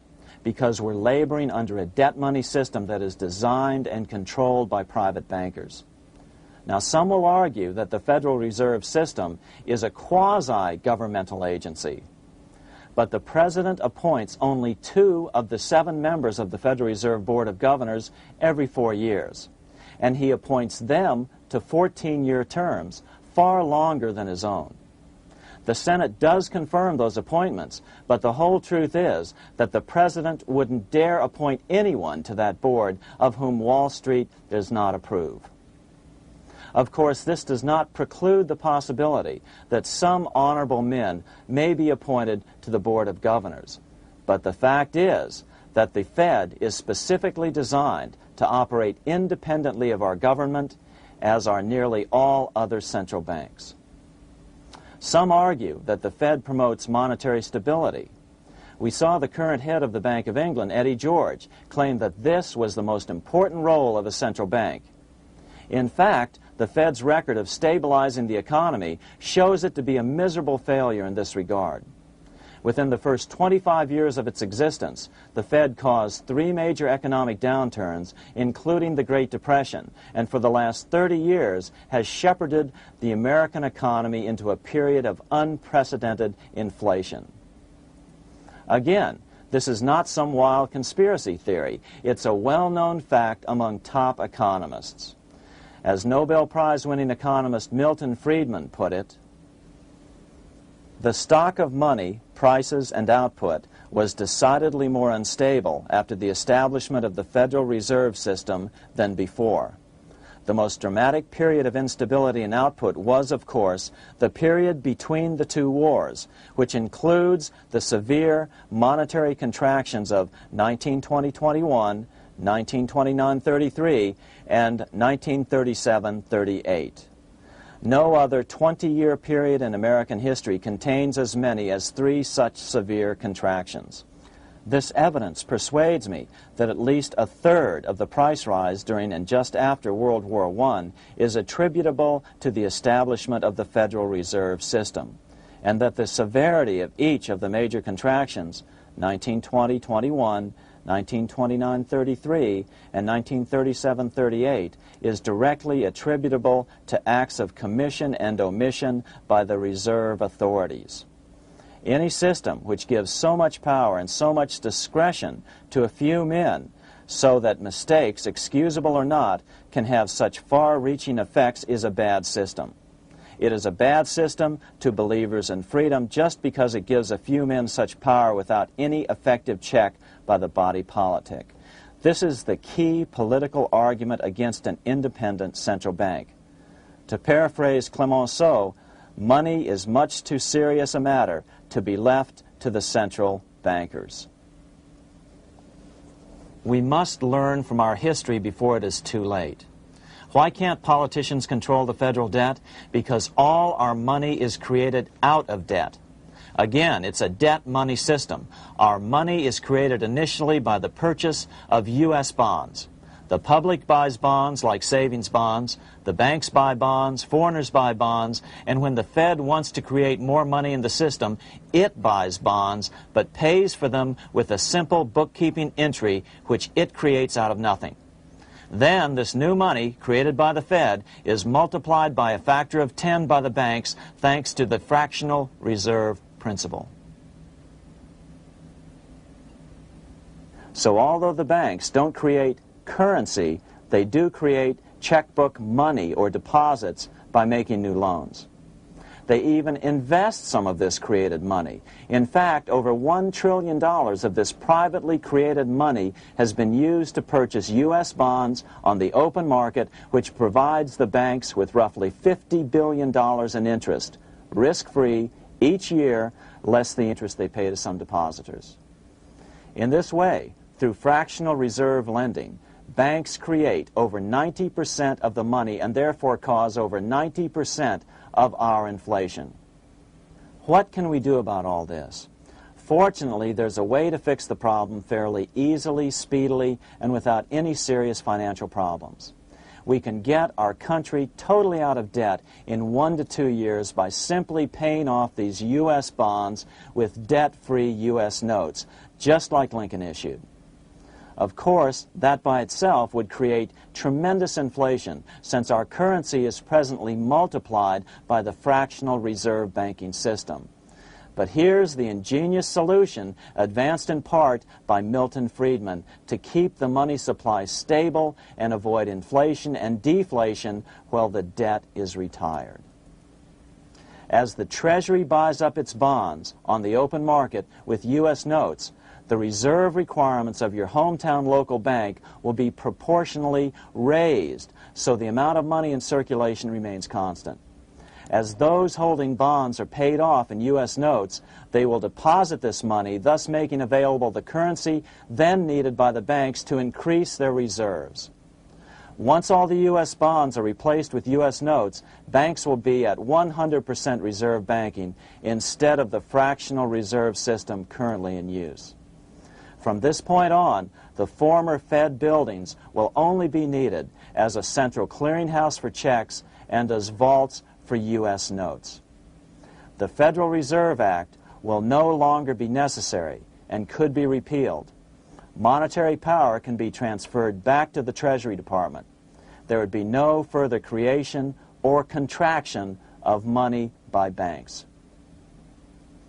By doing it this way, our national debt can be paid off in a single year or so, and the Fed and fractional reserve banking abolished without national bankruptcy, financial collapse, inflation or deflation, or any significant change in the way the average American goes about his business. To the average person, the primary difference would be that for the first time since the Federal Reserve Act was passed in 1913, taxes would begin to go down. Now there's a real national blessing for you, rather than for Hamilton's banker friends. Now let's take a look at these proposals in more detail. Here are the main provisions of a Monetary Reform Act which needs to be passed by Congress. We've drafted a proposed Monetary Reform Act which follows at the end of this tape. Of course, variations with the same results would be equally welcome. 1. Pay off the debt with debt-free U.S. notes. As Thomas Edison put it, if the U.S. can issue a dollar bond, it can issue a dollar bill. They both rest purely on the faith and credit of the United States government. This amounts to a simple substitution of one type of government obligation for another. One bears interest, the other doesn't. Federal Reserve notes could be used for this as well, but could not be printed after the Fed's abolished as we propose, so we suggest using U.S. notes instead. 2. Abolish fractional reserve banking. As the debt is paid off, the reserve requirements of all banks and financial institutions would be raised proportionally at the same time to absorb the new U.S. notes, which would be deposited and become the bank's increased reserves. Towards the end of the first year of the transition period, the remaining liabilities of financial institutions would be assumed or acquired by the U.S. government in a one-time operation. In other words, they too would eventually be paid off with debt-free U.S. notes in order to keep the total money supply stable. At the end of the first year or so, all of the national debt would be paid, and we could start enjoying the benefits of full reserve banking. The Fed would be obsolete, an anachronism. 3. Repeal the Federal Reserve Act of 1913 and the National Banking Act of 1864. These acts delegate the money power to a private banking monopoly. They must be repealed, and the money power handed back to the Department of Treasury, where they were initially under President Abraham Lincoln. No banker or person in any way affiliated with financial institutions should be allowed to regulate banking. After the first two reforms, these acts would serve no useful purpose anyway, since they relate to a fractional reserve banking system. 4. Withdraw the U.S. from the IMF, the BIS, and the World Bank. These institutions, like the Federal Reserve, are designed to further centralize the power of the international bankers over the world's economy, and the U.S. must withdraw from them. Their harmless functions, such as currency exchange, can be accomplished either nationally or in new organizations limited to those functions. Such a monetary reform act would guarantee that the amount of money in circulation would stay very stable, causing neither inflation nor deflation. Remember, for the last 3 decades, the Fed has doubled the American money supply every 10 years. That fact and fractional reserve banking are the real causes of inflation and the reduction in our buying power, a hidden tax. These and other taxes are the real reasons both parents now have to work just to get by. The money supply should increase slowly to keep prices stable, roughly in proportion to population growth, about 3% per year, not at the whim of a group of bankers meeting in secret. In fact, all future decisions on how much money will be in the American economy must be made based on statistics of population growth and the price level index. The new monetary regulators and the Treasury Department, perhaps called the Monetary Committee, would have absolutely no discretion in this matter except in time of declared war. This would ensure a steady, stable money growth of roughly 3% per year, resulting in stable prices and no sharp changes in the money supply. To make certain the process is completely open and honest, all deliberations would be public, not secret, as meetings of the Fed's Board of Governors are today. How do we know this will work? Because these steps remove the 2 major causes of economic instability, the Fed and fractional reserve banking, and the newest one as well, the BIS, Bank of International Settlements. But most importantly, the danger of a severe depression would be eliminated. Let's listen to Milton Friedman on the single cause of severe economic depressions. I know of no severe depression in any country or any time that was not accompanied by a sharp decline in the stock of money, and equally of no sharp decline in the stock of money that was not accompanied by a severe depression. Issuing our own currency is not a radical solution. It's been advocated by Presidents Jefferson, Madison, Jackson, Van Buren, and Lincoln. But it's been used at different times throughout Europe as well. Perhaps the best example is one of the small islands off the coast of France in the English Channel. Called Guernsey, It's been using debt-free money issues to pay for large building projects for nearly 200 years. Here we are on Guernsey, and this is the Guernsey flower and vegetable market. Guernsey is one of the most successful examples of just how well a debt-free money system can work. In 1815, a committee was appointed to investigate how best to finance this new market. The impoverished island could not afford more new taxes, so the state's fathers decided to try a revolutionary idea: issue their own paper money. They were just colorful paper notes, backed by nothing, but the people of this tiny island agreed to accept them and trade with them. To be sure they circulated widely, they were declared to be good for the payment of taxes. Of course, this idea was nothing new. It was exactly what America had done before the American Revolution, and there are many other examples throughout the world. But it was new to Guernsey, and it worked miracles. This market is still in use, and remember, it was built for no debt to the people of this island state. But what if we follow Guernsey's example? How would the bankers react to these reforms? Certainly the international bankers' cartel will oppose reforms that do away with their control of the world's economies as they have in the past. But it is equally certain that Congress has the constitutional authority and responsibility to authorize the issuance of debt-free money, U.S. notes, and to reform the very banking laws it ill-advisedly enacted. Undoubtedly, the bankers will claim that issuing debt-free money will cause severe inflation or make other dire predictions. But remember, it is fractional reserve banking which is the real cause of over 90% of all inflation, not whether debt-free U.S. notes are used to pay for government deficits. In the current system, any spending excesses on the part of Congress are turned into more debt bonds, and the 10% purchased by the Fed are then multiplied many times over by the bankers, causing over 90% of all inflation. Our fractional reserve and debt-based banking system is the problem. We must ignore its inevitable resistance to reform and remain firm until the cure is complete.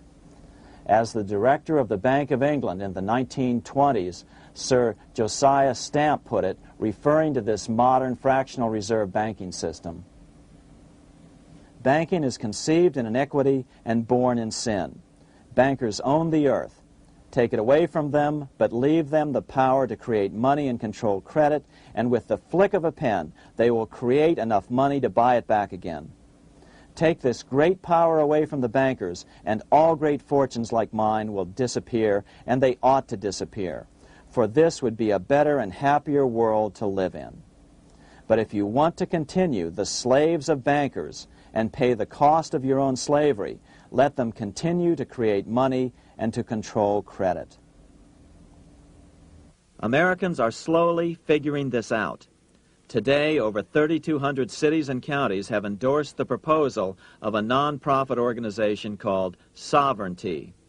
The Sovereignty movement calls for Congress to authorize the Secretary of the Treasury to issue $90 billion per year of U.S. notes, not Federal Reserve notes nor debt-based bonds, to loan money interest-free to cities, counties, and school districts for needed capital improvements. Remarkably, and to their praise, the Community Bankers Association of Illinois, representing 515 member banks, has endorsed this sovereignty proposal, a good step in the right direction. As Milton Friedman has repeatedly pointed out, no severe depression can occur without a severe contraction of money. In our system, only the Fed, the Bank of International Settlements, with U.S. bankers' cooperation, or a combination of the largest Wall Street banks could cause a depression. In other words, our economy is so huge and resilient, a depression just can't happen by accident. Unless we reform our banking system, they will always have that power.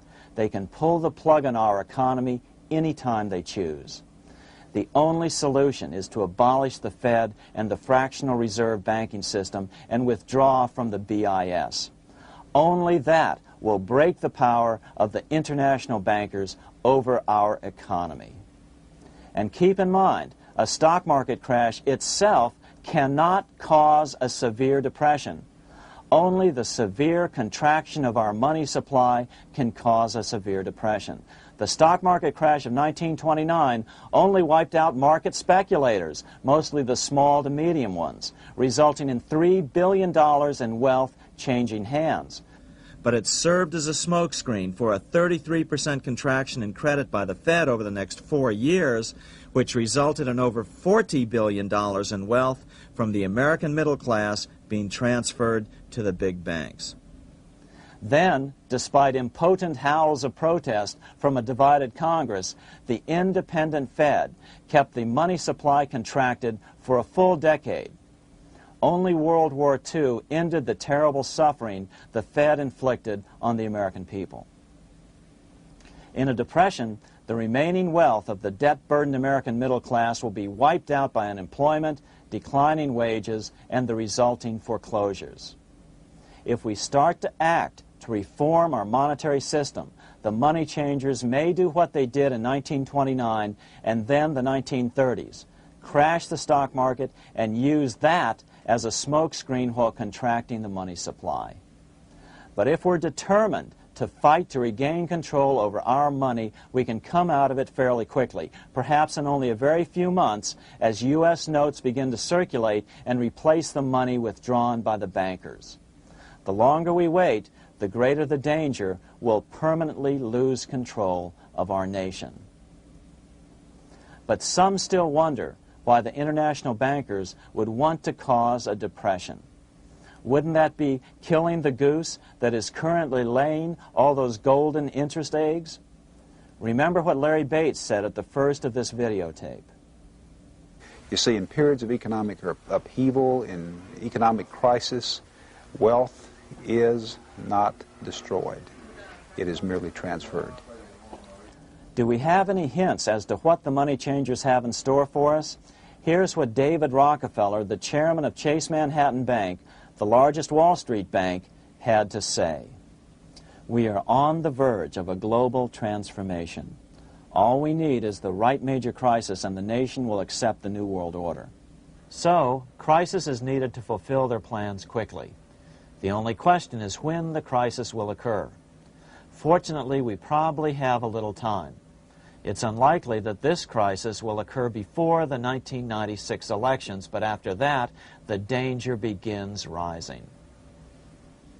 But whether or not they decide to cause a crash or a depression through relentless increases in taxes and the loss of hundreds of thousands of jobs being sent overseas thanks to trade agreements such as GATT and NAFTA, the American middle class is an endangered species. Cheaper labor, including slave labor in Red China, which Harry Wu has heroically documented, is being used to compete with American labor. In other words, money is being consolidated in fewer and fewer hands as never before in the history of this nation or the world. Without reform, the American middle class will soon be extinct, leaving only the very rich few and the very many poor, as has already occurred in most of the world. We've been warned of all this by congressmen, presidents, industrialists, and economists down through the years. Religious leaders, too, have seen the danger. About 1898, during the time of William Jennings Bryan, Pope Leo XIII put it this way. On the one side, there is the party which holds the power because it holds the wealth, which has in its grasp all labor and all trade, which manipulates for its own benefit and its own purposes all the sources of supply, and which is powerfully represented in the councils of state itself. On the other side, there is the needy and powerless multitude, sore and suffering. Rapacious usury, which, although more than once condemned by the Church, is nevertheless under a different form, but with the same guilt, still practiced by avaricious and grasping men, so that a small number of very rich men have been able to lay upon the masses of the poor a yoke little better than slavery itself. More recently, during America's Great Depression, Pope Pius XI spoke of the same problem.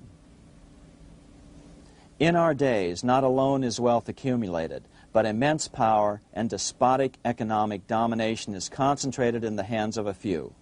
This power becomes particularly irresistible when exercised by those who, because they hold and control money, are able also to govern credit and determine its allotment.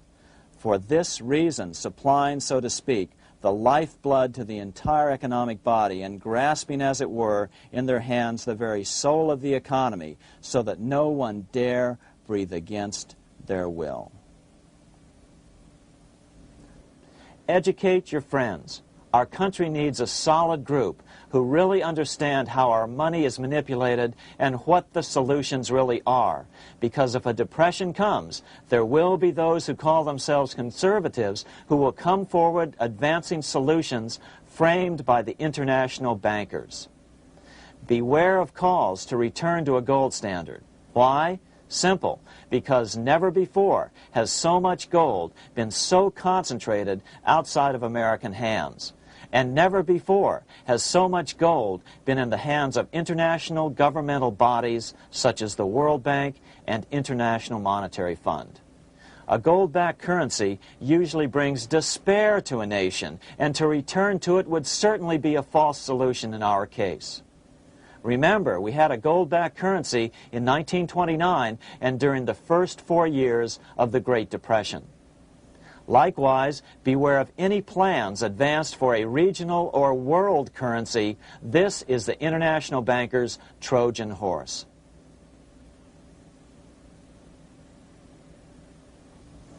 Educate your member of Congress. It only takes a few persuasive members to make the others pay attention. Most congressmen just don't understand the system. Some understand it, but are so influenced by bank-packed contributions that they ignore it, not realizing the gravity of their neglect. We hope we've made a valuable contribution to the national debate on monetary reform. It remains for each man to do his duty, consistent with his state in life.